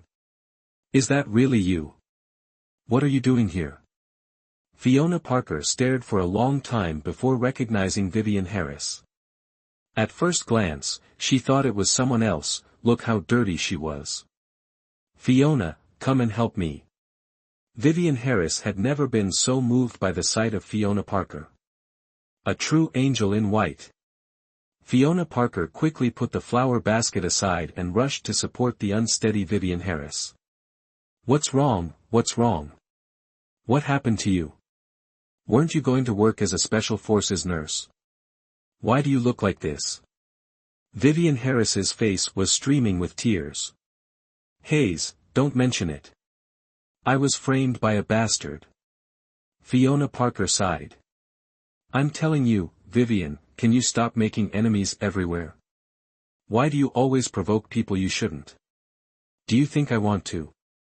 Isn't it all because of that? Vivian Harris shut her mouth.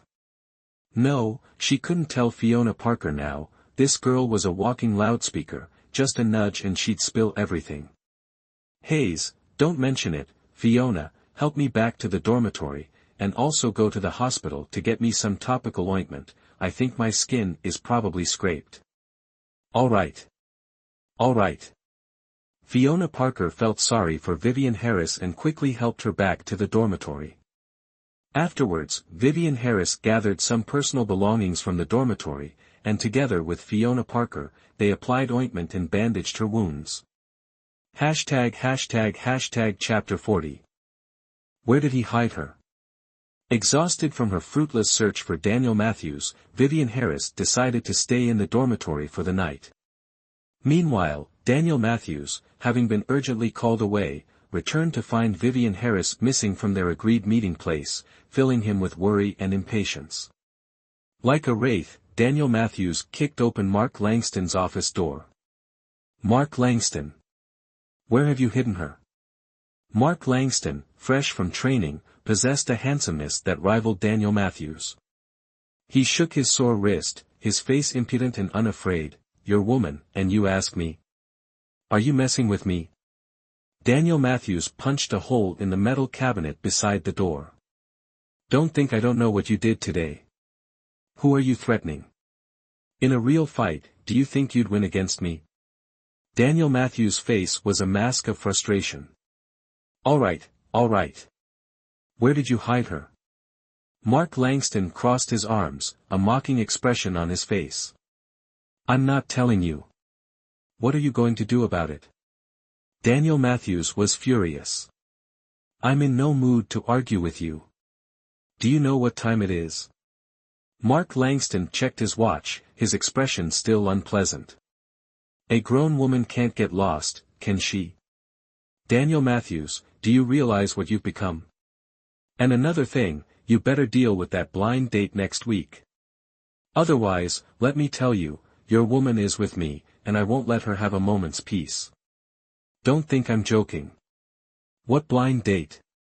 Daniel Matthews frowned, his tone softening slightly. Mark Langston's fist shot out, connecting with Daniel Matthews' face. Damn it. You have the nerve to ask. Didn't you call my mother? Don't think I don't know. In short, if you don't handle this, Vivian Harris is dead. Daniel Matthews blocked Mark Langston's punch, the force of it making him narrow his eyes. His lips pressed together in a tight line, twitching slightly.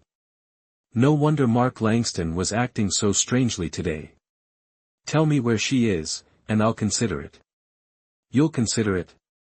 Mark Langston, already annoyed by his missed punch, was further enraged by Daniel Matthews' words. Or is one blind date not enough? Daniel Matthews threw off Mark Langston's hand, his eyebrows raised in arrogance. Mark Langston choked, then rolled his eyes and said haughtily, "Suit yourself. Anyway, I've already sent her away. If you don't believe me, ask the soldiers in my class." Now it was Daniel Matthews' turn to scowl. What? She didn't look for you? I think Ryan Lewis in my class seems to have a thing for her. Truly enraged now, Daniel Matthews grabbed Mark Langston by the collar. Don't test my patience. How did the arranged meeting go? Mark Langston's face remained impassive. Daniel Matthews gritted his teeth and said, "Damn it, it's a deal." Mark Langston brushed Daniel Matthews's hand away. Okay. Next week, we'll see your brilliant plan. Your woman was climbing with a safety harness all morning. I saw her skin is so delicate, she must be seriously injured. If she's not looking for you, she's either gone home or gone to the hospital to get some ointment. But I think the second possibility is higher, you go to hospital first. Daniel Matthews glared at Mark Langston, this bastard. Mark Langston watched Daniel Matthews's angry retreating figure and couldn't help but shake his head. Sorry, brother, he was also forced. Daniel Matthews drove straight to Hospital A, grabbed a small nurse and asked, has Vivian Harris been here? Huh? Vivian Harris? Wasn't she taken away by the captain last time? The little nurse's face was horrified. Oh my God, is this To Kill and Silence? This face is so scary. She hasn't been here. Anyway, I haven't seen her. If the captain waits a moment, I just saw Fiona Parker, I'll go ask her for you. Forget it. No need. As soon as Fiona Parker was mentioned, Daniel Matthews also remembered something and turned the car around to Vivian Harris's dormitory. As soon as he got out of the car, Daniel Matthews saw Vivian Harris opening the door to throw out a lunchbox. The tension he had been feeling finally eased somewhat. But his words were still as harsh and strong as ever, Vivian Harris. Did you take everything I said to you yesterday as just wind in your ear? Vivian Harris, being yelled at like that, gasped, which triggered the wound on her waist. Biting her lip, she leaned against the wall, groaning in pain. Daniel Matthews froze for a second, then hurriedly stepped forward to support her. Where are you hurt? Let me see. Vivian Harris pushed Daniel Matthews's hand away. Is he blind? Can't he see there are people all around? What the hell is there to see? What are you doing here? Didn't I tell you to wait for me there? How do you know I didn't wait? Vivian Harris spoke with anger. I had something come up, I couldn't make it. I have something to do now, please get out of the way. Vivian Harris glanced at Daniel Matthews with great annoyance. What are you sulking about? Daniel Matthews's face also turned cold. I'm not sulking, Captain. Please, can you just leave me alone for a few days? Actually, Vivian Harris wasn't targeting Daniel Matthews, but she couldn't control herself. Come with me. Daniel Matthews was patient. Vivian Harris pushed him away and slammed the door shut with a bang. Daniel Matthews, having never been treated like this in his life, punched the door fiercely and turned to leave. Inside the room, Fiona Parker, who was taking a shower, ran out covered in soap suds. Vivian, what's going on? Did you fall somewhere? Vivian Harris, also feeling frustrated and irritated, said, It's nothing, go back to your shower. Fiona Parker pouted and went back into the bathroom. Was that Captain Matthews just now? His voice, damn, it's smooth. Vivian Harris lifted her shirt, examining the red, scraped skin, her frustration growing. Damn Daniel Matthews. Who talks like that? He stood her up, then acted like a jerk. What does he take her for? Daniel Matthews returned to his car, his face a mask of fury. Ungrateful woman. I was worried about her, and she slams the door in my face. Spinning the wheel, Daniel Matthews drove to Mark Langston's office building and called him. Get your ass down here. Bloody hell, Daniel Matthews. Can you use your inside voice? On the other end of the line, Mark Langston seethed. This idiot, wasn't he off chasing his latest fling? What the hell was this about?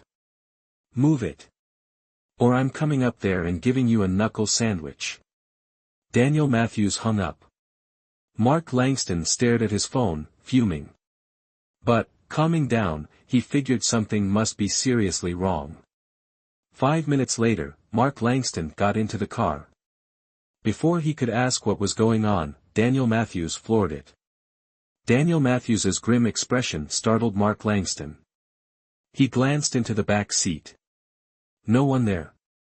Figures. It's that blasted woman again. An hour later, they were at the Golden Vision bar. Daniel Matthews had already downed 3 bottles of horse head.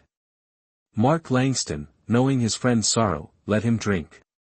But when Daniel reached for a fourth, he intervened. Daniel Matthews, that's enough. #### Chapter 41, I don't bloody like you, get lost. Mind your own business. Daniel Matthews was consumed by thoughts of Vivian Harris. He'd started drinking to forget, but now he was possessed, unable to stop. Like hell I will. If you drink that, I'll be lighting incense at your funeral tomorrow. Bloody hell, alcohol poisoning waiting to happen. Daniel Matthews stubbornly continued, his natural bullheadedness amplified by the alcohol. Mark Langston was powerless. Are you trying to kill yourself? What's so great about that foul-mouthed wench? Mark Langston snatched the bottle from Daniel Matthews's hand. Shut up. I called you here to drink, not listen to your drivel. Daniel Matthews pushed himself up, like a caged animal. Then who the hell are you drinking like this for? Humiliating yourself? You're the one humiliating yourself. Daniel Matthews belched, his eyes bloodshot. Honestly, Mark Langston wanted to kick the drunk in front of him to death. What the hell was so good about that awful woman? Even if you drink yourself to death, what good will it do? She won't be staying faithful to your memory. I'm not going to die. Give me the bottle. Daniel Matthews was like a man possessed. Mark Langston swung his arm and threw the expensive bottle to the floor. Drink. Drink. Drink. I'm making you drink. Where's your phone? Mark Langston felt he needed to take action. Daniel Matthews was still looking for more alcohol, but the bar staff knew he was completely plastered, so no matter how much he yelled, nobody dared bring him another drink. Mark Langston grabbed Daniel Matthews's phone and flipped through it. Good heavens, this absolute specimen doesn't have any contacts saved, does he? Does he keep it all in his head? Damn it, how am I supposed to find anything? Hey, Daniel Matthews, what's your woman's number? Which one is hers?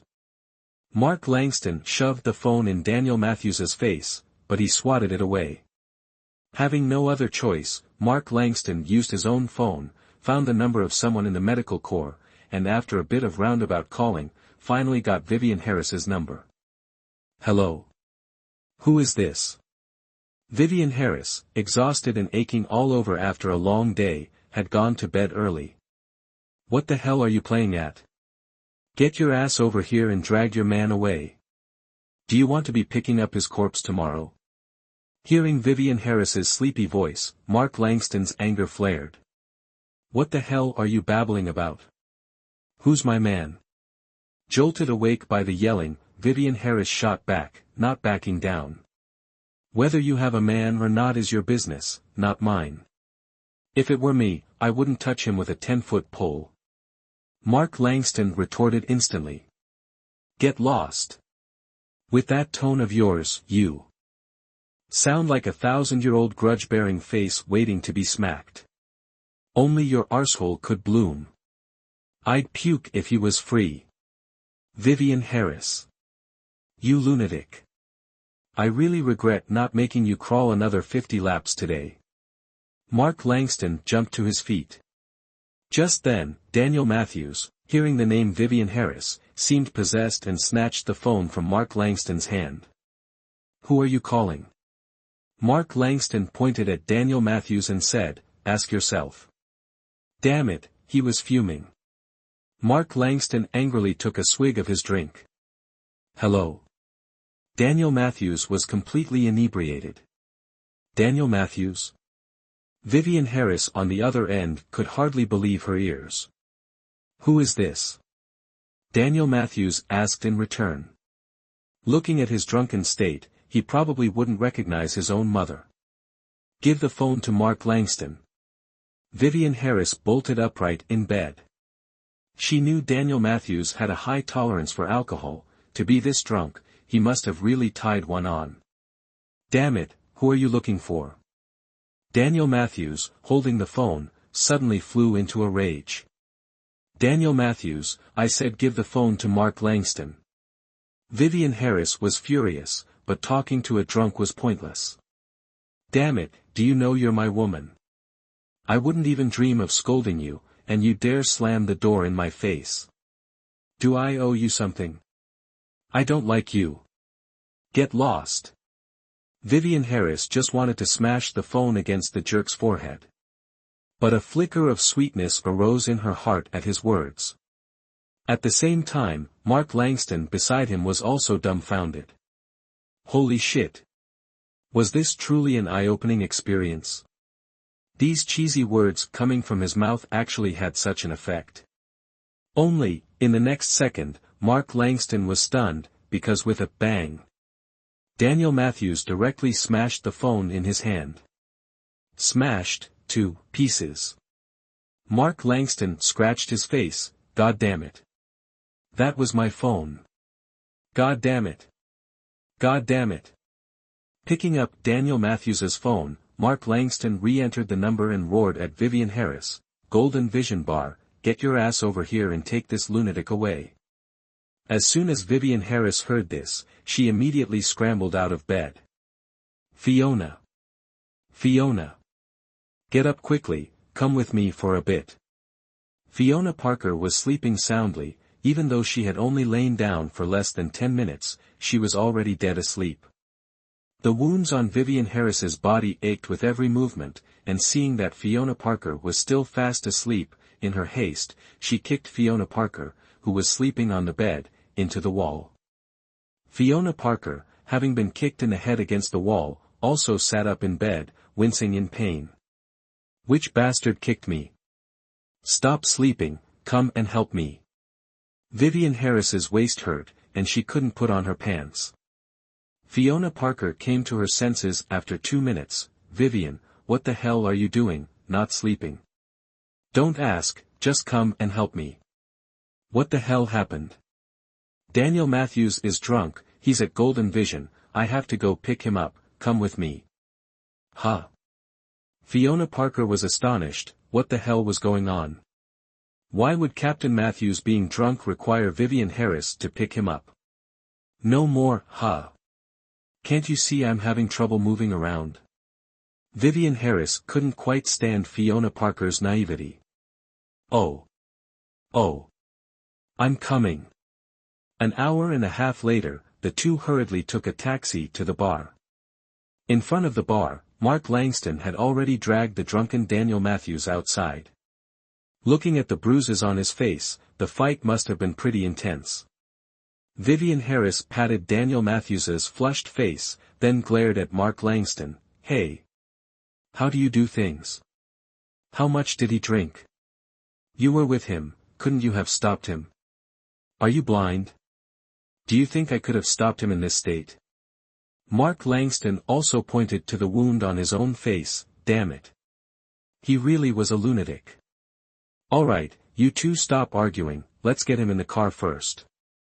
Seeing the two arguing furiously, Fiona Parker could only stand by and mediate. At this moment, Vivian Harris also yelled. What are you standing there for, come and help me. Mark Langston really wanted to hit someone, he had never met anyone so infuriating in his entire life. But in the end, he reluctantly went over and helped Daniel Matthews into the car. TCH. I'm such an idiot. After that, the four of them got into the car. Vivian Harris first gave Daniel Matthews a 25 milliliters bottle of glucose, then asked, how much did he drink? To get this drunk? I don't know. Mark Langston was angry, his tone very unpleasant. Come on, come on. Vivian, shut your trap. Fiona Parker tugged at Vivian Harris, afraid this firecracker would explode again. Hashtag chapter 42, shut your yap, can he even die? I think Captain Matthews is completely plastered, how about we take him to the hospital? The space in the car was cramped, Fiona Parker hadn't noticed anything earlier, but now, even if you weren't drunk, you'd be smothered into a stupor. Take him to the hospital my ass, his tolerance isn't that low, aren't you two nurses? Find something to sober him up. Mark Langston finally spoke up. No way, even though Daniel Matthews was drunk, his physique was still there, the key point was, if he found himself in the hospital tomorrow, Mark Langston felt that next week's blind date, he definitely wouldn't have a chance. No, I think we should still take him to the hospital. Mark Langston, to the hospital. Vivian Harris was angry at Daniel Matthews, but now she was more worried about him. Shut your yap, can he even die? Mark Langston was determined not to take Daniel Matthews to the hospital. What the hell are you talking about? Vivian Harris was also getting anxious. That's exactly what I'm saying, and what's more, if you two women in the back yap one more word, I'll throw you out of the car.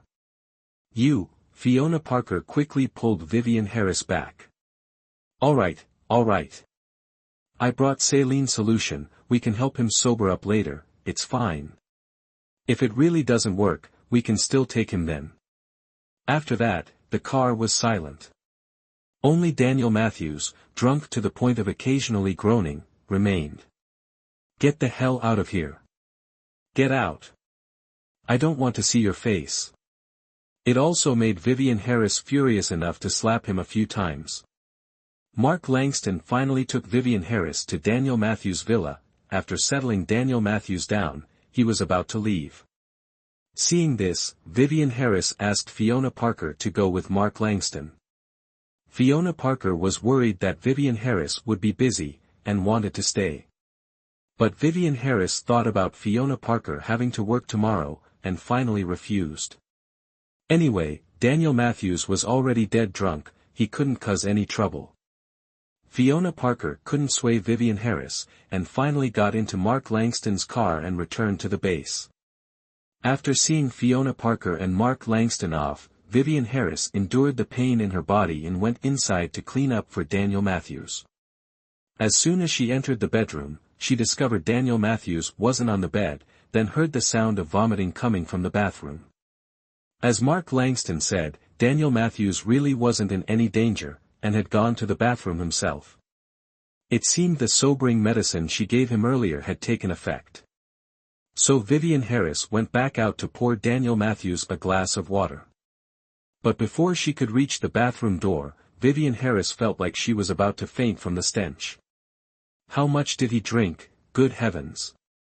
Daniel Matthews was slumped halfway over the toilet bowl, his large frame making Vivian Harris feel like she could hear the toilet bowl screaming. The clothes on his body were crumpled. Daniel Matthews squinted. After vomiting he felt much better, but since he'd been drinking hard liquor, it was impossible for him to sober up in a short time. Daniel Matthews seemed to want to stand, but couldn't muster the strength. His brows furrowed tighter, his handsome face etched with frustration, making Vivian Harris's heart ache. Vivian Harris stepped forward to support Daniel Matthews, bringing the glass of water to his lips. Daniel Matthews, rinse your mouth first, she coaxed gently. Daniel Matthews turned his face away, completely ignoring Vivian Harris, his expression filled with even more disgust. Vivian Harris almost laughed, suddenly feeling like she should record this scene. A dignified Special Forces captain, drunk? Most importantly, his drunk expression was completely different from his usual one, totally a cuddly pet. Daniel Matthews, Vivian Harris called him a few more times, but Daniel Matthews not only didn't recognize her, but also irritably pushed her away. Vivian Harris, already in excruciating pain, was thrown by his push directly onto the hard bathroom tiles, the impact sending chills down her spine. Daniel Matthews, are you going to sober up or not? Vivian Harris was furious. At this moment, Daniel Matthews gripped the sink, pulling himself up with effort. His body still swayed, but a wickedly charming smile appeared on his handsome face. What? Can't stand me? Then don't bother with me. You think I want to bother with you? Vivian Harris slammed her fist on the floor in anger. Was this guy playing with her? Daniel Matthews staggered 2 steps, then pointed at Vivian Harris, still sitting on the floor. Who's this woman? I hate that face of yours the most. Get lost. Vivian Harris gritted her teeth, pushed herself up from the floor, grabbed Daniel Matthews by the collar, and slapped him several times, not holding back her strength. Look closely. Who am I? The stinging slaps jolted Daniel Matthews awake. He frowned, seemingly trying to recognize the person in front of him. Vivian Harris? Duh. Who else would put up with you? I must have been cursed in 8 lifetimes to know you. Heh heh. Daniel Matthews suddenly covered his eyes and chuckled softly. I must be dreaming. How could she be here? Vivian Harris punched her chest in frustration. Was she, a living, breathing person, just there to breathe? Unexpectedly, Daniel Matthews pulled Vivian Harris into his arms with such force that they almost tumbled onto the bathroom floor. I like you, Vivian Harris. You stupid woman. Vivian Harris was momentarily caught between laughter and tears. Was he deliberately acting spoiled?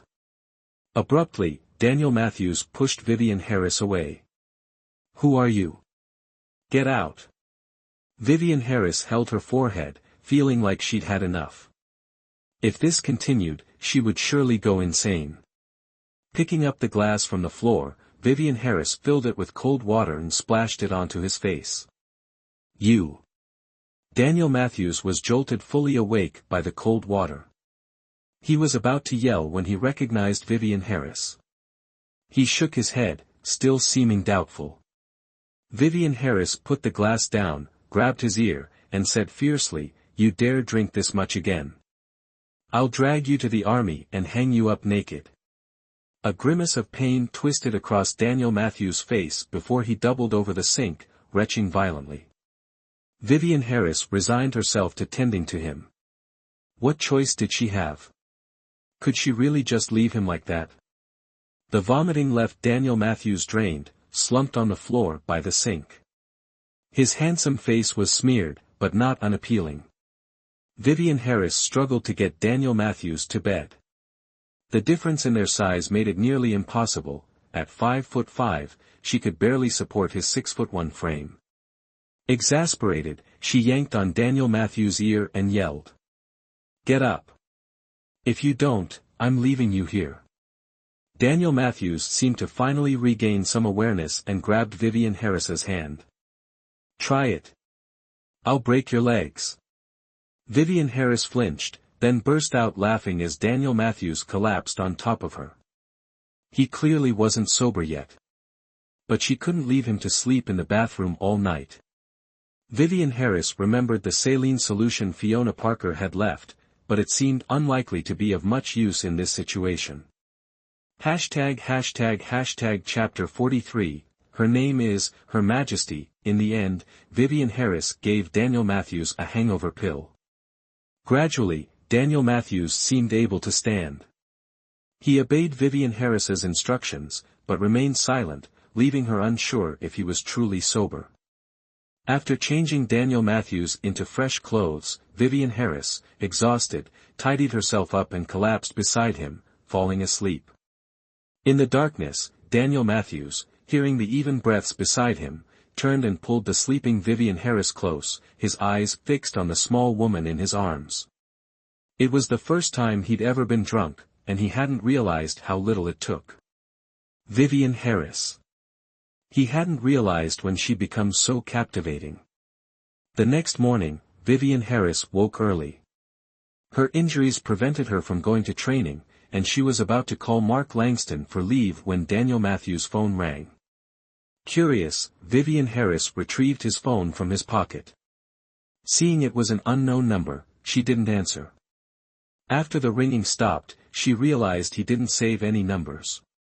Worse, he hadn't even saved hers. Defiantly, Vivian Harris saved her number in his contacts, boldly labeling it, Her Majesty. Humph. Captain or not, if he angered her, she'd leave him. Smugly, Vivian Harris tucked his phone back into his pocket. Seeing him still asleep, and remembering his drunken state the night before, she decided not to wake him, heading to the kitchen to make breakfast, completely forgetting about the phone call.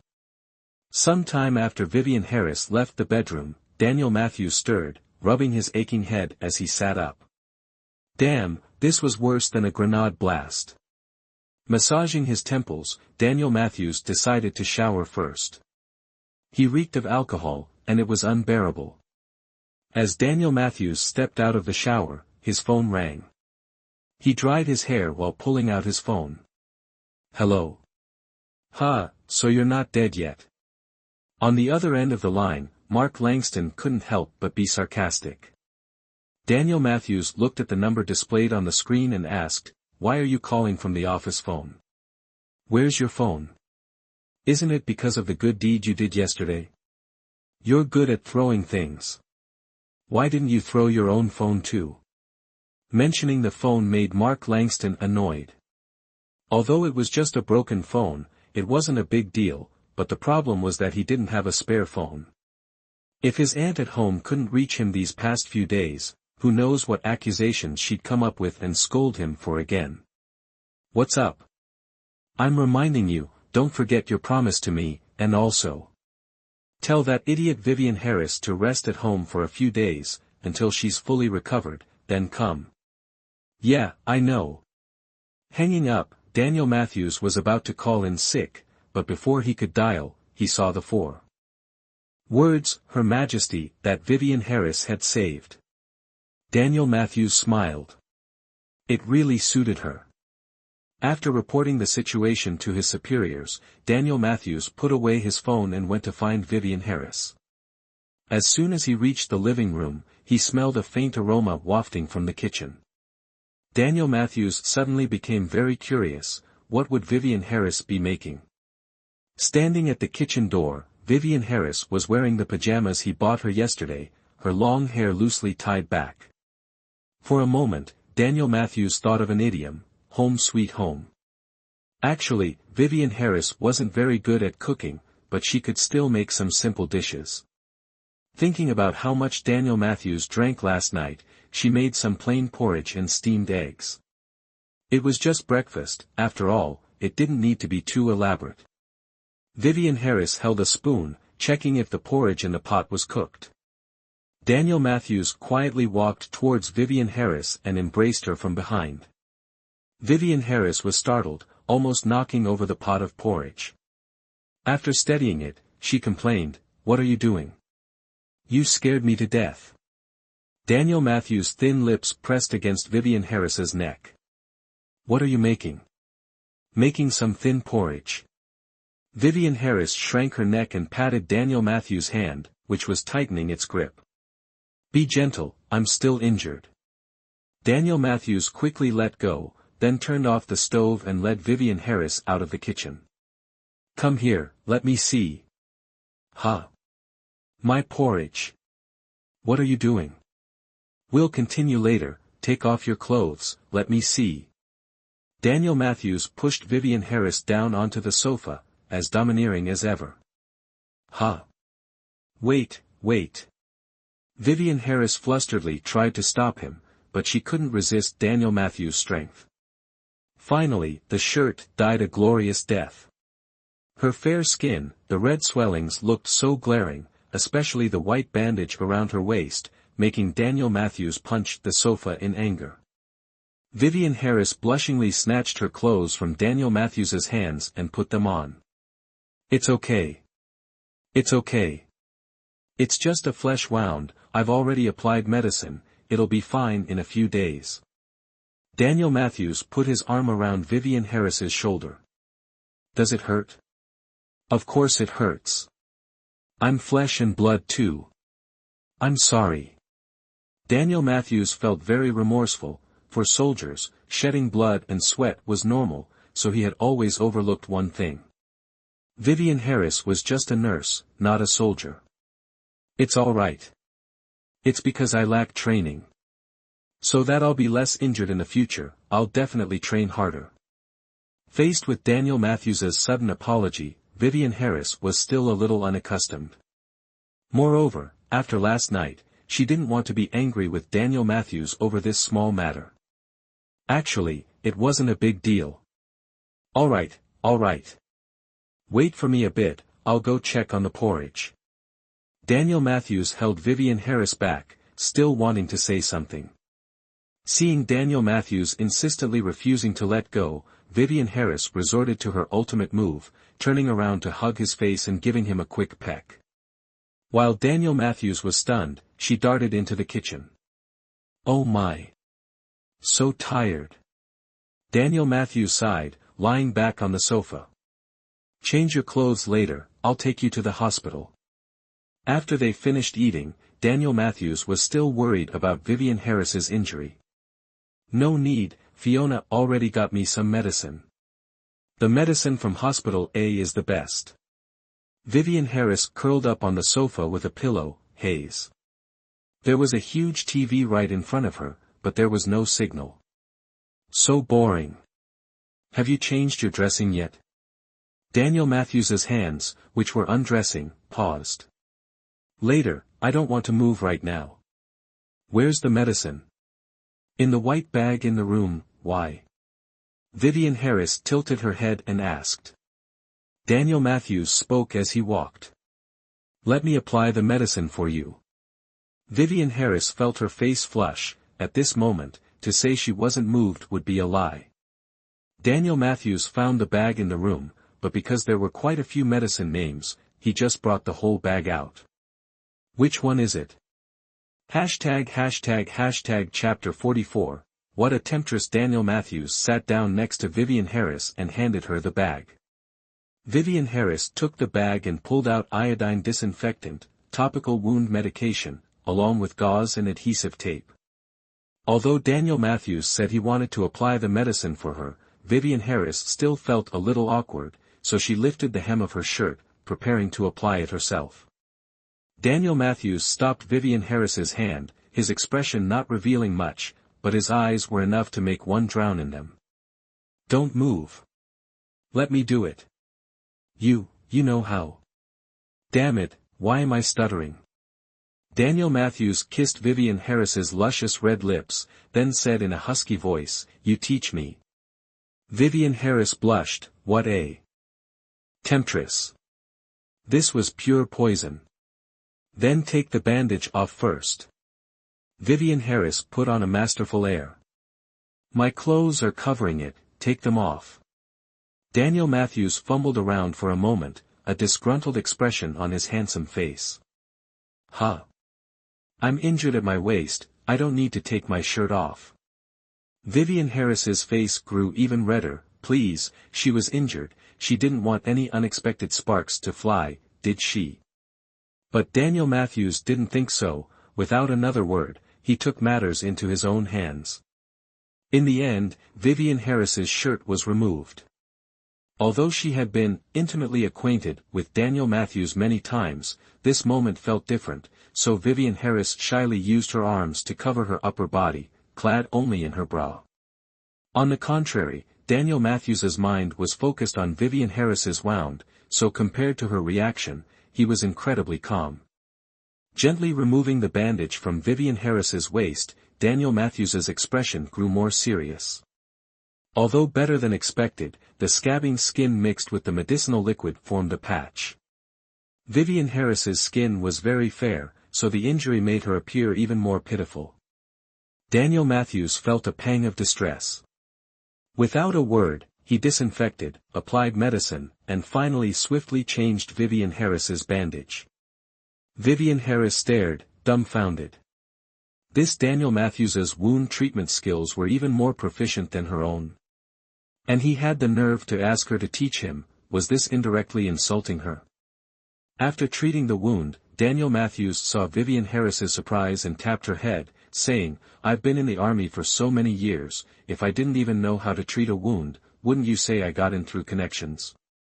Oh, right, you didn't use connections, you climbed through the window."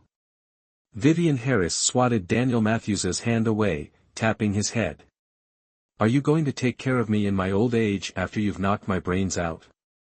Daniel Matthews remained silent, turning Vivian Harris around to carefully check the medicine before saying, "Take off your pants, I'll see if you have any other injuries." Huh. Vivian Harris genuinely couldn't react in time. "No way. Do you have to be so thorough? Hurry up and take them off." Daniel Matthews gripped the roll of adhesive tape tightly, his expression fierce. I don't want to. My pants are staying on. Vivian Harris clutched her waistband, refusing to let go. Daniel Matthews didn't understand.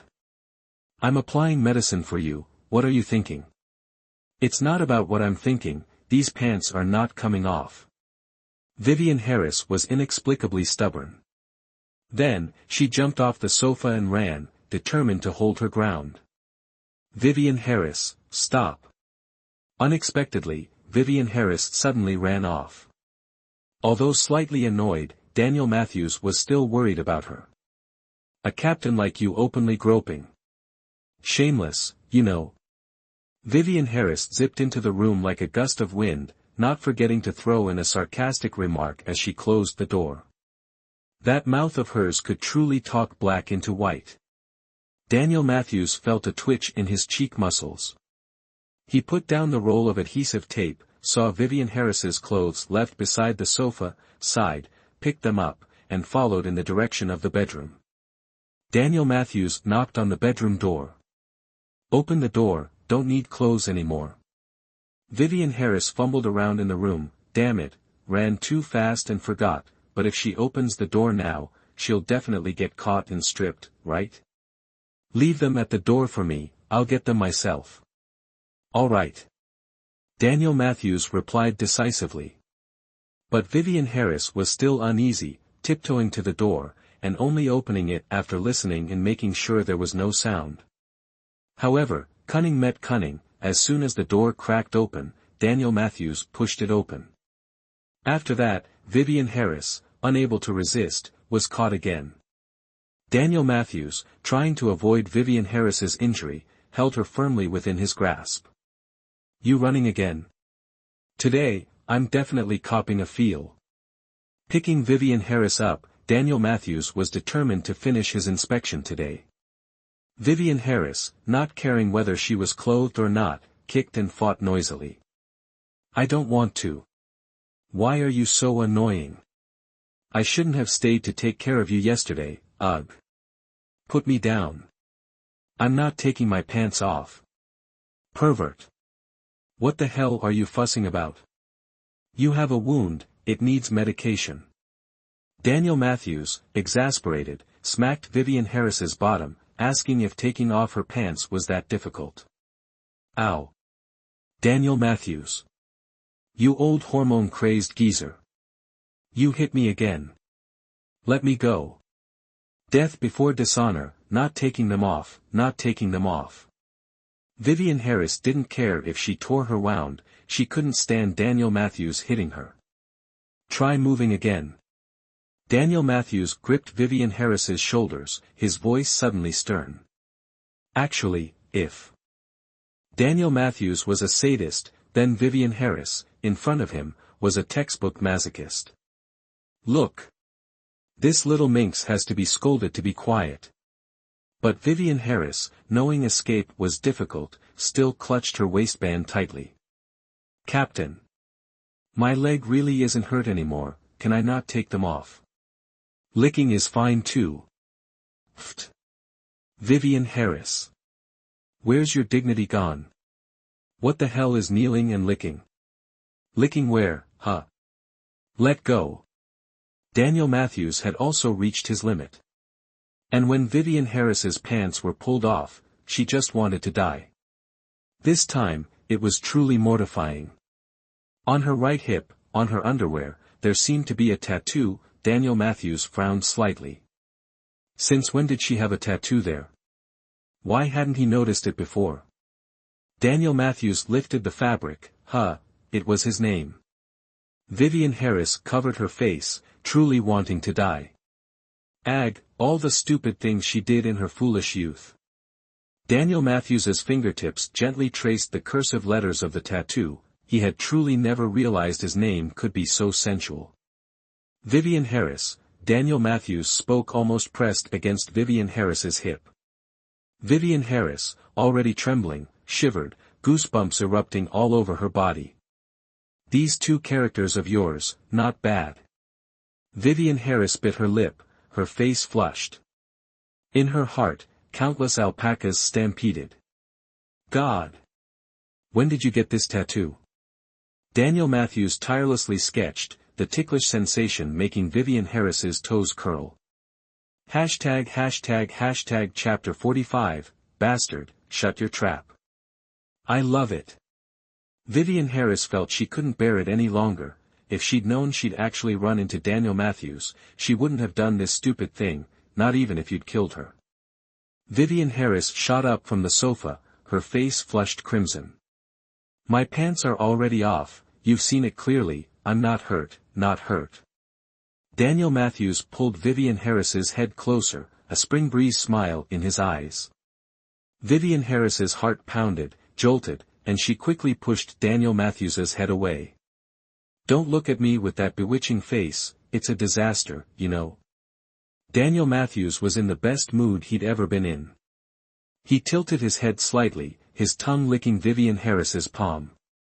When she recoiled in alarm, he grabbed her wrist, provocatively sucking on her finger. But Vivian Harris, you're really clever. A tattoo in that spot is really hard to find. A lascivious aura began to spread, and Vivian Harris was scared shitless. Matthews. Daniel Matthews. I'm hurt. I know. Initially, Daniel Matthews hadn't intended to do anything to her, but that tattoo had really surprised him, and now he couldn't help himself. I want to get dressed. Vivian Harris felt completely uncomfortable. Okay. Daniel Matthews agreed verbally, but showed no intention of letting her go. Then let go. Bastard. Shut your trap. Let go, you jerk. Vivian Harris screamed internally. Finally, Daniel Matthews released Vivian Harris. Vivian Harris wiped the sweat from her brow, finally breathing a sigh of relief. But she suddenly felt anxious, sensing a very unsettling future. After 2 days of recuperating at home, Vivian Harris's superficial wounds had almost completely healed. The most pitiful one these past few days was Daniel Matthews, who, with meat he dared not eat, resigned himself to several cold showers every night. On the 3rd day at the villa, Vivian Harris, having eaten and slept and eaten, couldn't take it anymore. Before Daniel Matthews even returned, she ransacked the cabinets looking for the cable card. Was this the rhythm of going crazy? What was the point of buying a huge TV just for show if they weren't paying for cable? It was driving her crazy with cravings. And what kind of computer was that in Daniel Matthews's study? The internet speed was glacial. And there was no Wi-Fi. Why didn't he just live in a cave? The villa was so big, seemingly fully equipped, but in reality, everything was crap. She had to protest, absolutely protest. Heaven finally didn't disappoint. In a drawer of the TV cabinet, Vivian Harris found the cable card. Vivian Harris took out her phone and dialed the number on the back of the card. She thought that with Daniel Matthews's huge villa, one phone call would be enough. The customer service representative on the other end, in a sweet voice, informed Vivian Harris, "I'm sorry, miss, but your card has been cancelled. If you need to use it, please bring your old equipment box for an exchange." Vivian Harris smacked her head against the sofa. This old geezer was definitely not from her generation. Even the cable TV was cancelled. How long had he not watched TV? In the afternoon, Daniel Matthews returned. Vivian Harris sat sulking on the sofa. What's wrong? Daniel Matthews carried the bag of groceries into the kitchen. I want to watch TV. Vivian Harris was annoyed. Isn't there a computer in the study?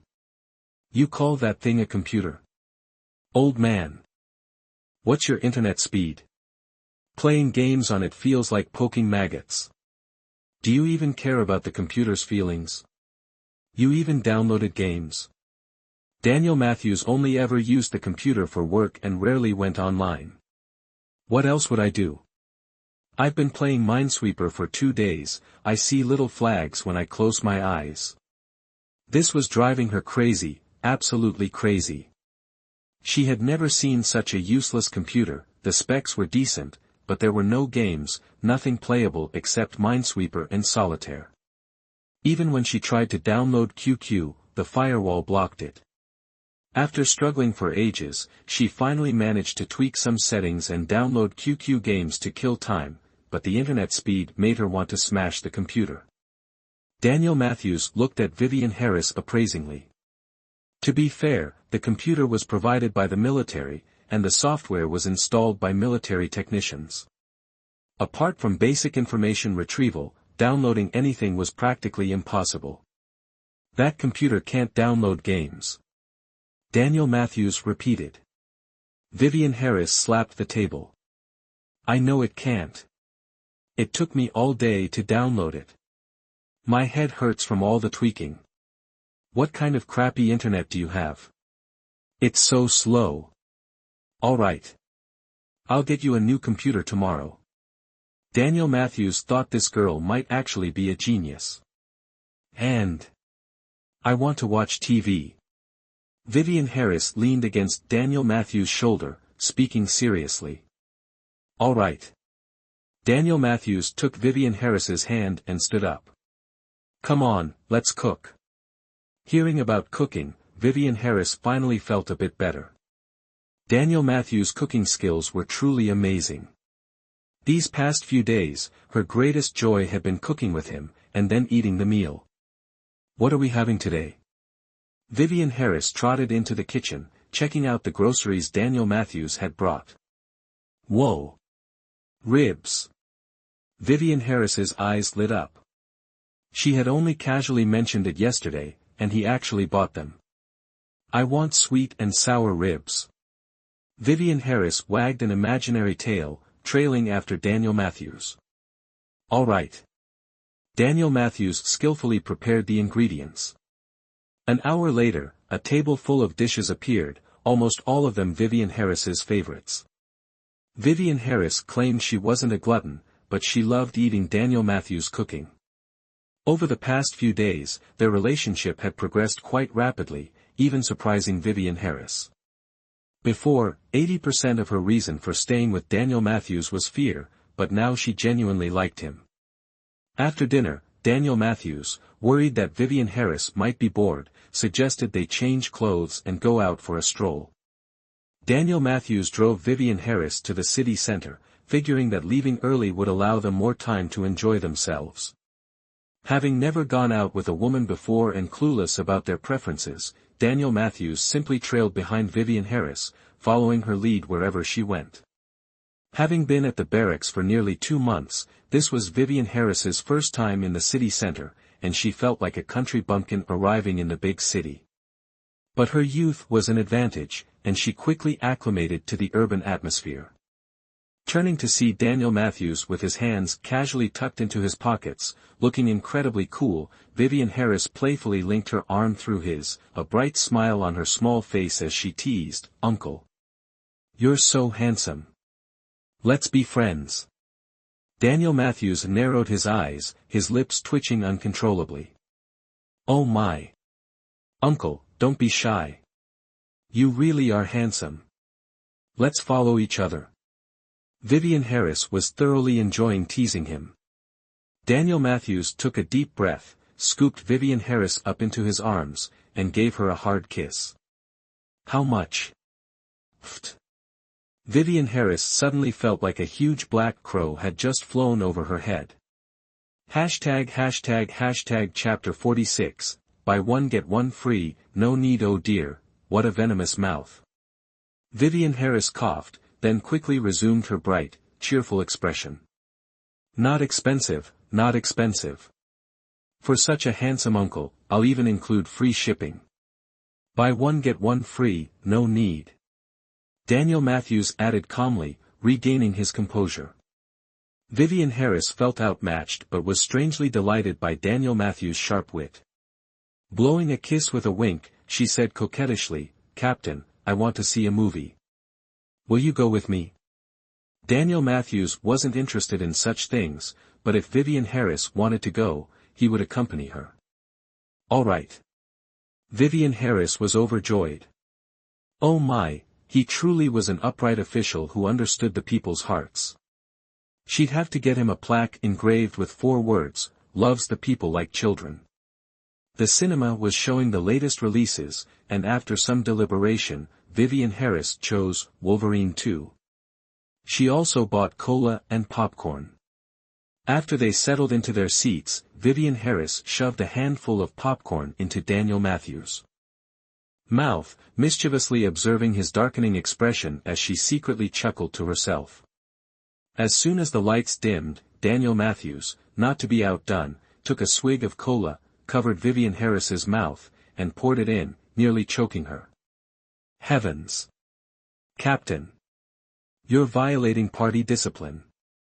You'll be punished. Vivian Harris, furious, clawed at Daniel Matthews, their childish tit-for-tat escalating. At this point, a disgruntled moviegoer next to them slapped the armrest beside Vivian Harris and snapped, "Are you two going to watch the movie or not? Can you not make out here? Have you no public decency?" Vivian Harris blushed, about to apologize, when Daniel Matthews abruptly fixed a stern glare on the complainer. Even in the pitch-black cinema, his stare was intimidating. Without a word, the person beside her immediately grabbed their belongings and rolled over to the empty space in the back. Vivian Harris embarrassedly hit Daniel Matthews. "Hey! What are you doing?" Daniel Matthews crossed his arms, staring straight ahead. "Watching a movie." Sigh. This dude's logic is beyond me. 2 long hours crawled by, and both Vivian Harris and Daniel Matthews emerged from the cinema with grim expressions. For Vivian Harris, it was because the movie was truly awful. What the heck was that plot? In the end, that seemingly innocent dude ends up screwing a Japanese chick. What the hell kind of plot twist was that? But for Daniel Matthews, it wasn't just the unacceptable plot, the movie was also way too long. Leaving the cinema, Vivian Harris was utterly disappointed and no longer in the mood to continue their outing. They drove home. As soon as they arrived home, Vivian Harris stretched and addressed Daniel Matthews. "Captain, can I go back to the army tomorrow? Has your wound healed?" Daniel Matthews and Vivian Harris entered the bedroom. "It's healed. Why wouldn't it be?" Vivian Harris hastily lifted her shirt, revealing her stomach to Daniel Matthews. Daniel Matthews seriously examined it thoroughly before speaking. "No." Vivian Harris quickly looked down at her stomach. "Why not? It's just a superficial wound, I've been tending to it for 3 days, look, it's healed." Daniel Matthews undressed as he walked towards the bathroom. "Without my permission, you're not taking a single step outside of here." Daniel Matthews. Vivian Harris was choked with anger. Where were her human rights? This was dictatorship. Tyranny. Boo-hoo. She had promised Fiona Parker they'd get together. Breaking promises wasn't her style. Ignoring Vivian Harris's protests, Daniel Matthews turned on the ice-cold shower in the bathroom. Outside the bathroom, Vivian Harris paced back and forth. A spark of mischief flashed in her eyes. Quickly removing her clothes, she gently pushed open the bathroom door.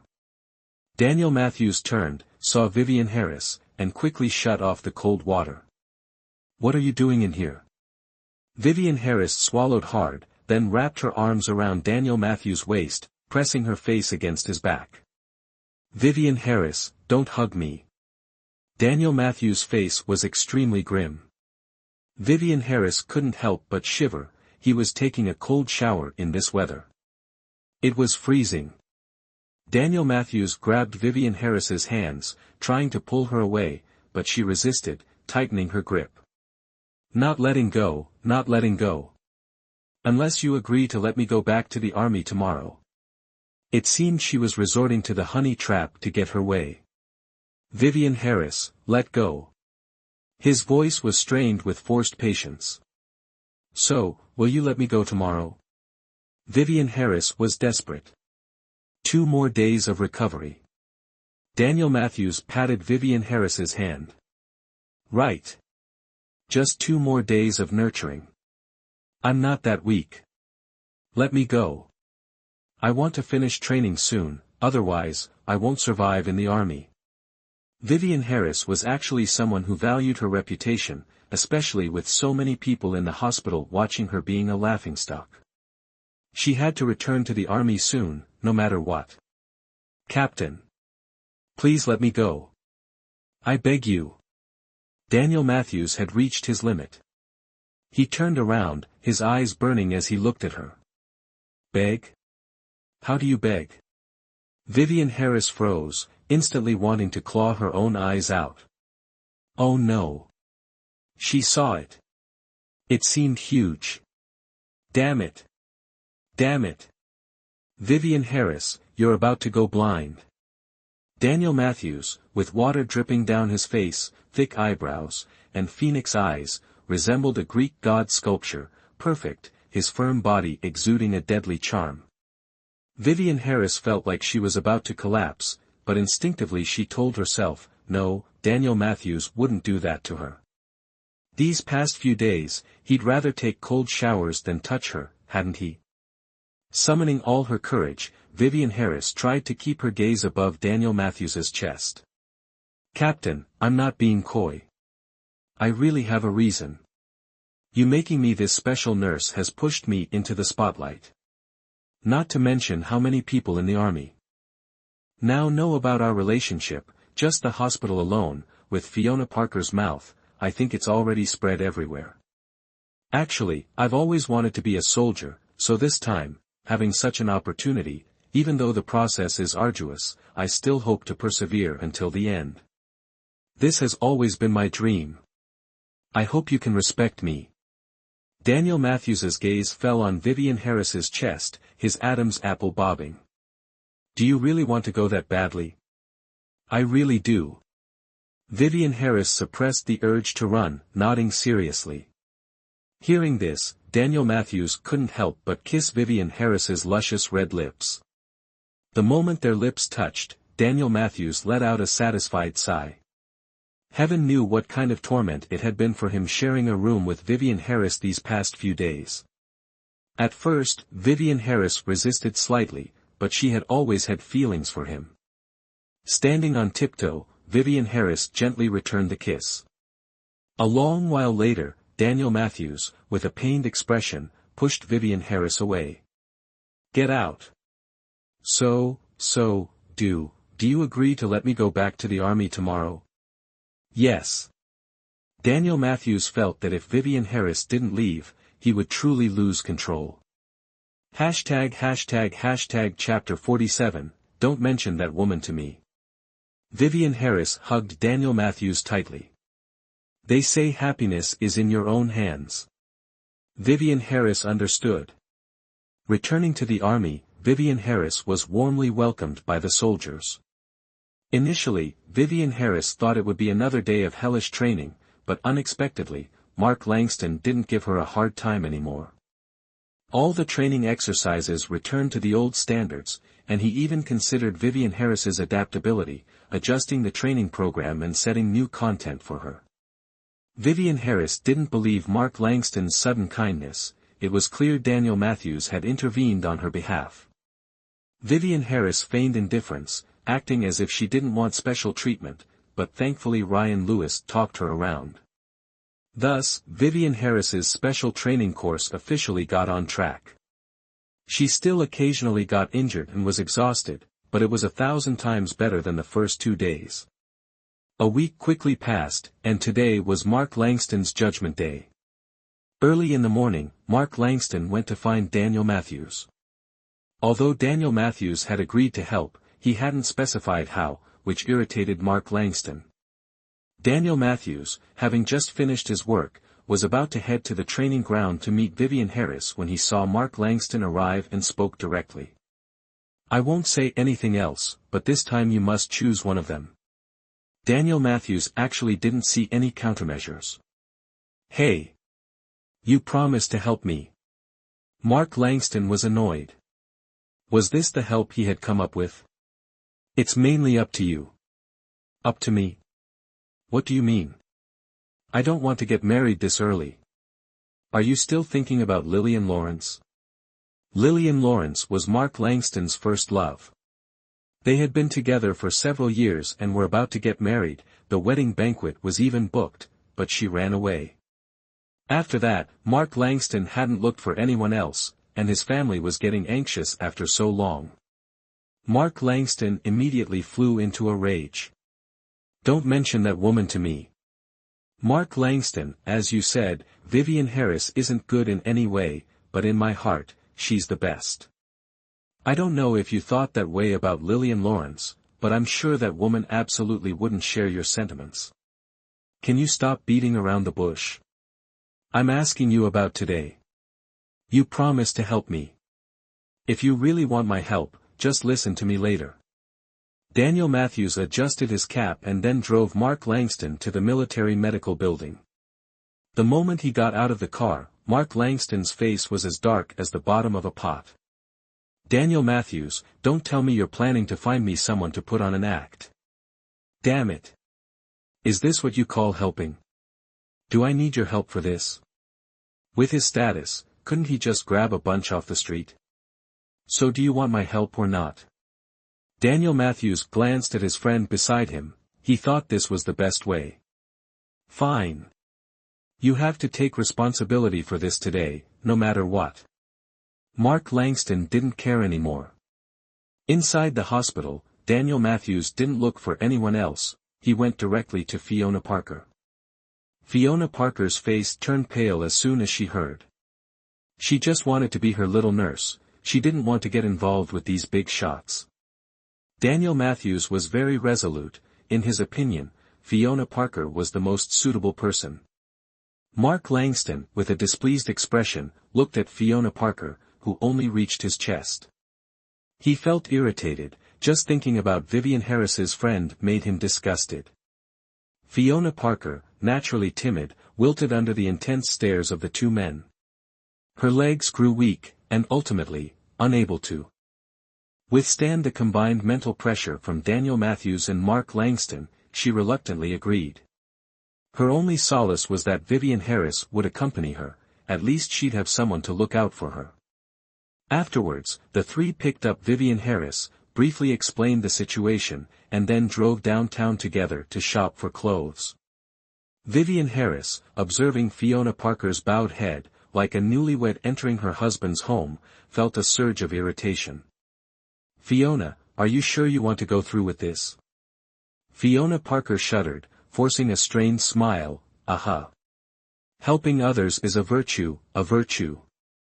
Vivian Harris's gaze flicked to the backs of the two men's heads in front of them. "If you don't want to go, then don't." No, Vivian, I'm fine, really. Believe me, I'm truly doing this willingly." Fiona Parker's face paled with fear. "Goodness gracious, keep your voice down. You're not scared, but I am. Hayes, did you feed your courage to the dogs?" Vivian Harris feigned disdain, but truthfully, if this were before, she'd probably have wet herself. Ahem, though things are different now. Soon, they arrived at the city's largest shopping mall. Mark Langston, seemingly more stylish than Daniel Matthews, also possessed a better eye for fashion. In no time, the two unremarkable young women were transformed, emerging like exquisitely crafted jade. Vivian Harris wore a long champagne-colored dress, her hair in a simple updo, elegant in its simplicity. Pearl earrings adorned her ears, complementing her matching high heels. She was utterly stunning. Fiona Parker, being slightly shorter than Vivian Harris, wore a short, sea-blue outfit, her hair cascading to her shoulders. A jade bracelet graced her wrist, making her appear no less striking than Vivian Harris. In short, each possessed a unique charm, a perfect 10 out of 10. Fiona Parker, her long, fair legs exposed, felt a wave of unease. Accustomed to her nurse's uniform, she felt somewhat out of place in this attire. Mark Langston and Daniel Matthews remained in their military uniforms. For soldiers, their uniforms were the most fitting attire. Vivian Harris, too, felt slightly uncomfortable in such high heels, but given this rare opportunity to dress up, she couldn't bear to take them off. Truthfully, she had never dressed so elegantly in her life. Ahem, though these two men had ulterior motives, considering these outfits, she'd reluctantly do them this favor. As the two young women finished applying their makeup, Mark Langston couldn't help but be captivated. It had to be said, their appearance truly evoked a sense of heart-stirring beauty. Daniel Matthews shot Mark Langston an annoyed glance. "Keep your eyes to yourself. Look at your own." "Pfft. Humph. Mine are no less impressive than yours."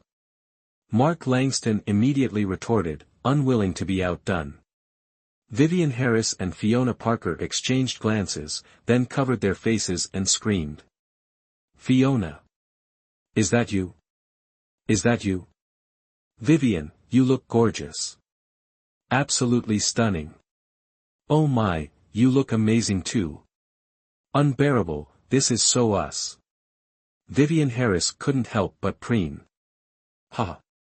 Fiona Parker laughed, her whole body shaking. "Come on, Vivian, let's take a picture to commemorate this." Vivian Harris took out her phone and handed it to Daniel Matthews. "Honey. Take a picture, take a picture." Daniel Matthews raised an eyebrow, slightly surprised by Vivian Harris's endearment, but thoroughly enjoyed it. So much so that Mark Langston beside him made a gagging gesture. Finally, the four of them valiantly headed towards the Langston estate. On the way, Fiona Parker, who was trying to maintain her composure, suddenly became anxious. She leaned closer to Vivian Harris, who was also sitting stiffly, and whispered. #### Chapter 48, She's my wife, Vivian. What if I'm found out? Vivian Harris was also very tense, thinking about Daniel Matthews living alone in such a large villa, and Mark Langston being his best friend. These two were probably not that different. "It's okay, I'm here, aren't I?" Vivian Harris held Fiona Parker's hand to reassure her. "But I'm still scared." "It's alright, we won't be here long. Just relax. If we're exposed, just treat it as a trip." "Okay then." Fiona Parker stealthily glanced at Mark Langston. Thankfully, compared to Daniel Matthews, Mark Langston seemed less serious, so there probably wouldn't be any major issues. Soon, the car stopped. Daniel Matthews and Mark Langston, one on each side, helped the two women out of the car. The two couples looked incredibly radiant. Daniel Matthews held Vivian Harris's hand and followed behind Mark Langston, who was intimately holding Fiona Parker's waist, making her jump and stiffen. Suddenly, Mark Langston squeezed Fiona Parker's waist tightly, his voice a low warning. "You better behave. If you mess this up, I won't let you off the hook." Fiona Parker trembled violently. Oh God, she wanted to go home. "If you don't know what to say later, keep your mouth shut. Do you hear me?" Fiona Parker nodded repeatedly. Seeing Fiona Parker trembling with fear, Vivian Harris also felt worried. They walked across the lawn in front of the house, towards the unbelievably large mansion in the center. Vivian Harris couldn't help but express her admiration. It was just as she had imagined. "Daniel Matthews, is your house this big too?" Vivian Harris suddenly became curious. "Not this big. Daniel Matthews rarely went home, but compared to Mark Langston's house, his indeed wasn't as large." "Humph. I don't believe you. I'll take you to see it sometime." Daniel Matthews thought it was time to discuss this with his family. "Huh? That sudden? No way. I'm not mentally prepared. Really, wasn't this too fast?" Her heart couldn't take it. "With me here, you don't need to prepare anything." Daniel Matthews immediately changed his hand-holding gesture, imitating Mark Langston by embracing her slender waist. Inside the magnificent hall, many people were seated amidst music and flowers, resembling a palace banquet. Mark Langston tightened his grip on Fiona Parker's waist again, and she immediately straightened up, forcing a smile. Mark Langston glanced at the woman beside him, then smiled and escorted her inside. And the moment they stepped in, almost everyone stopped what they were doing, stunned. Half of Mrs. Langston's champagne spilled from her glass. This rotten brat. How dare he pull this on me? Fiona Parker's smile was frozen on her face. If Mark Langston hadn't been holding her waist so tightly, she would have been petrified. Right after that, Daniel Matthews entered with Vivian Harris. By now, Mrs. Langston's champagne glass was completely empty. Daniel Matthews, you rotten brat, you dare betray me midway. You're both dead meat. Mark Langston led Fiona Parker to Mrs. Langston's side. Mom. I'm home. Hello, Aunt. Fiona Parker felt like her waist was about to snap. Humph. Do I even exist in your eyes anymore? Mrs. Langston's eyes pierced Fiona Parker like daggers, as if wanting to tear her apart. Mark Langston's smile was bright and cheerful. Mom. If you say that, I'll become a sinner for all eternity. Oh, right. Mom, this is Fiona. My girlfriend. Mark Langston's introduction was very formal. Girlfriend? Mrs. Langston set down her glass as she spoke, raising an eyebrow at Fiona Parker. She looks more like an extra. Mom, shut up. Mrs. Langston forcefully interrupted Mark Langston and then spoke to Fiona Parker. What's your name? Fiona Parker, having never encountered such a scene, felt like she had just been pulled out of the water, drenched in cold sweat. She was speechless. Mark Langston's face darkened. Damn it. He tightened his grip, making Fiona Parker yelp before stammering, Aunt. My name is Fiona Parker. Mrs. Langston frowned, her expression mirroring Mark Langston's. Mark Langston, are you deliberately trying to provoke me? You even found me a stutterer. Mark Langston rubbed his forehead, feeling dizzy. How old are you? What do you do?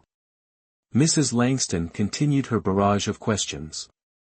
I'm 20 years old. I'm a nurse. Fiona Parker didn't dare look directly at Mrs. Langston, her voice getting softer and softer.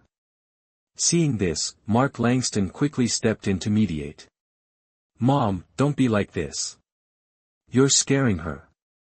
I'm scaring her. She's the one scaring me. Son, I beg you. Can't you find me a daughter-in-law who won't make me worry? Isn't that what I'm doing? Mrs. Langston glared at Fiona Parker, redirecting her sharp words towards her. Do you think I'm blind? Aren't all the girls I introduced to you better than this girl? And you like her? A 20-year-old nurse. Do you think I'm senile? Mom, you can't force feelings. I really like Fiona. Shut your trap. Mrs. Langston, fuming and knowing she'd get nowhere arguing with Mark Langston, marched towards Daniel Matthews. Daniel, haven't I treated you well? Yes, ma'am. Daniel Matthews remained calm. I've treated you like my own son, so tell me the truth. Who is this girl? Daniel Matthews glanced at Mark Langston, then, in solidarity, told Mrs. Langston, Aunt, she really is Mark Langston's girlfriend. Fine. You're lying to me too. Mrs. Langston, enraged, turned to Vivian Harris beside Daniel Matthews. And who is this? She's my wife. Daniel Matthews's words stunned everyone. Vivian Harris nearly tripped and fell, oh my God. Couldn't he have just said, girlfriend, like Mark Langston? Why jump the gun like that? Heh. Hello, Aunt. My name is Vivian Harris, please don't listen to him, I'm his girlfriend. Girlfriend. Vivian Harris gritted her teeth, emphasizing the word girlfriend with a strained smile. Mrs. Langston's gaze instantly turned sharp, like a mother-in-law scrutinizing a potential daughter-in-law. Daniel, your mother and I had tea yesterday. I never heard you had a girlfriend, let alone a wife. Aunt, this is my business. Daniel Matthews nodded. Politely, his meaning clear. ###Chapter 49, You're even more obnoxious than him. Mrs. Langston then turned her attention to her son, Mark Langston. Is this really your girlfriend? Absolutely. Mark Langston grinned sheepishly. Prove it. Mark Langston grabbed the delicate woman beside him and planted a forceful kiss on her lips, a proper French kiss for added authenticity. Vivian Harris couldn't stand it any longer. This was blatant bullying. No way, she couldn't just watch another woman being taken advantage of. But Daniel Matthews pulled her back firmly. Don't interfere. How can I not interfere? Fiona's my sister. Vivian Harris ground out. Making a scene will only make things worse. They can't just bully people like this. What's wrong with all you men?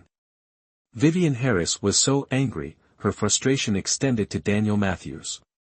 Birds of a feather flock together, as they say. He's him, and I'm me. Daniel Matthews felt the comparison was unfair. You're even more obnoxious than him. Vivian Harris glared at him. Witnessing this, Mrs. Langston seemed momentarily surprised, but then declared confidently, all right, get engaged next week. The older the ginger, the spicier it gets. Everyone in the hall was dumbfounded. Mark Langston's mind reeled. Damn it. He knew this was her ultimate trump card. Bloody hell. At this moment, a stricken Fiona Parker, unable to bear the fear, stammered, Auntie. It's not what you think, I'm really not. Mark Langston quickly covered Fiona Parker's mouth. Mom. Isn't next week too soon for an engagement? A calculating smile spread across Mrs. Langston's face. Fast? How is it fast? I can't wait another 5 years. Fiona Parker struggled. The situation had completely overwhelmed her. She wanted to return the ticket. Mark Langston hurriedly spoke. Mom. Fiona is young, she doesn't want to get married so early. We've discussed it, how about 2 years from now? Doesn't want to get married? Fine. There are plenty of people here who want to marry you, take your pick. Either way, if I don't choose a daughter-in-law today, I absolutely won't let this go. Mrs. Langston said, then led a calm-looking girl beside her to stand before Mark Langston. This is Uncle Vong's niece. Gentle, refined, and a doctor who studied abroad. I think she's excellent. Vivian Harris couldn't stand it any longer. Regardless of the reason, she felt she had to intervene. Winking at Daniel Matthews, Vivian Harris took his arm and stepped forward. Auntie. What you're doing is wrong. Mark Langston, already having a splitting headache, was terrified to see Vivian Harris speak up. He immediately signaled to Daniel Matthews to control his wife and prevent her from joining the chaos. Oh. You think I'm wrong? Then tell me, what's the right way? Mrs. Langston was a little angry. Auntie, let's not even discuss whether Fiona is Coach Langston's girlfriend or not. Just look at how handsome Coach Langston is. Do you really think he'll have trouble finding a wife? The important thing is, if he does find a girlfriend, that's when you should really worry about him. Being too charming isn't necessarily a good thing. I think Coach Langston is great as he is now, devoted and not promiscuous. That's the kind of man a woman should admire. Don't you agree? Besides, your criteria for a wife are nothing more than virtuous, respectful of elders, and loving towards children. But marriage is a lifelong commitment. If you just randomly shove a woman at Coach Langston, what if he doesn't like her, even if she fits your criteria? Forcing him would be cruel, wouldn't it? So, according to you, I was wrong from the beginning. Vivian Harris adjusted her voice, her pretty little head seemingly deep in thought. It's not that you're completely wrong. Of course, he should find someone, but the key is that it should be his own choice. Moreover, you don't understand Fiona. How do you know she's not good? What if Coach Langston really likes her? Do you want to be the villain who tears them apart? This girl has a sharp tongue. I've eaten more salt than you've eaten rice. Mrs. Langston was a bit angry. Although Vivian Harris's words made sense, they were clearly criticizing her. "Auntie, I'm just telling the truth. Of course, since you've arranged all this for Coach Langston today, he should definitely participate. Like you said, Fiona might just be an extra. Who knows, his true destiny might be among the people here today." Clearly, Vivian Harris's last sentence was a jab at Mark Langston. Humph. Served him right for taking advantage of her and her friend. But Mrs. Langston, upon hearing Vivian Harris's remark, felt considerably more at ease. Her gaze towards Vivian softened. If Daniel Matthews weren't present, she would have been quite pleased with the girl. The most annoyed person was Mark Langston. He knew right away that this Vivian Harris wasn't as kind as she appeared. Finally, Vivian Harris led Fiona Parker, whose eyes were swollen from crying, away. Mark Langston gritted his teeth in frustration. Afterwards, the matchmaking resumed. All the young ladies and girls presented themselves as exceptionally accomplished and elegant. In their view, the Langston family's vast fortune alone was enough to make them fall head over heels for Mark Langston. Moreover, he was a special forces soldier and so handsome. In a corner of the hall, Fiona Parker and Vivian Harris were having refreshments. Fiona Parker felt she couldn't stay there a second longer. The people around her were terrifying, especially after Mark Langston's unexpected kiss had made her everyone's enemy. Vivian Harris, appearing quite relaxed, picked up a piece of cake for Fiona Parker and comforted her. "Don't worry, we're just here to make up the numbers, we don't have to help him succeed." But, he just stuck his tongue in. "Vivian, Fiona Parker, recalling the sensation, immediately wore an expression of wanting to die. Hearing this, Vivian Harris's skin crawled. "Fiona, don't dwell on it, just think of it as being nibbled by a pig." Actually, at that time, Vivian Harris had thought the same thing. "But, didn't you see his expression just now? I felt like I died and came back to life 1,000 million times." Fiona Parker was still frightened. "Oh, come on. It was just his poor acting, wasn't it?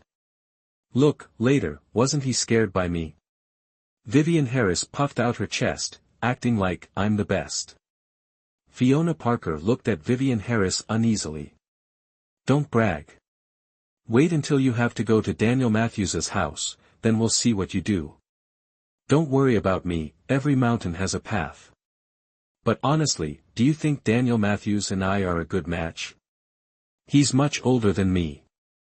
Thinking about it, Vivian Harris had never really talked to Fiona Parker about her own affairs. Taking this opportunity, the two opened up to each other.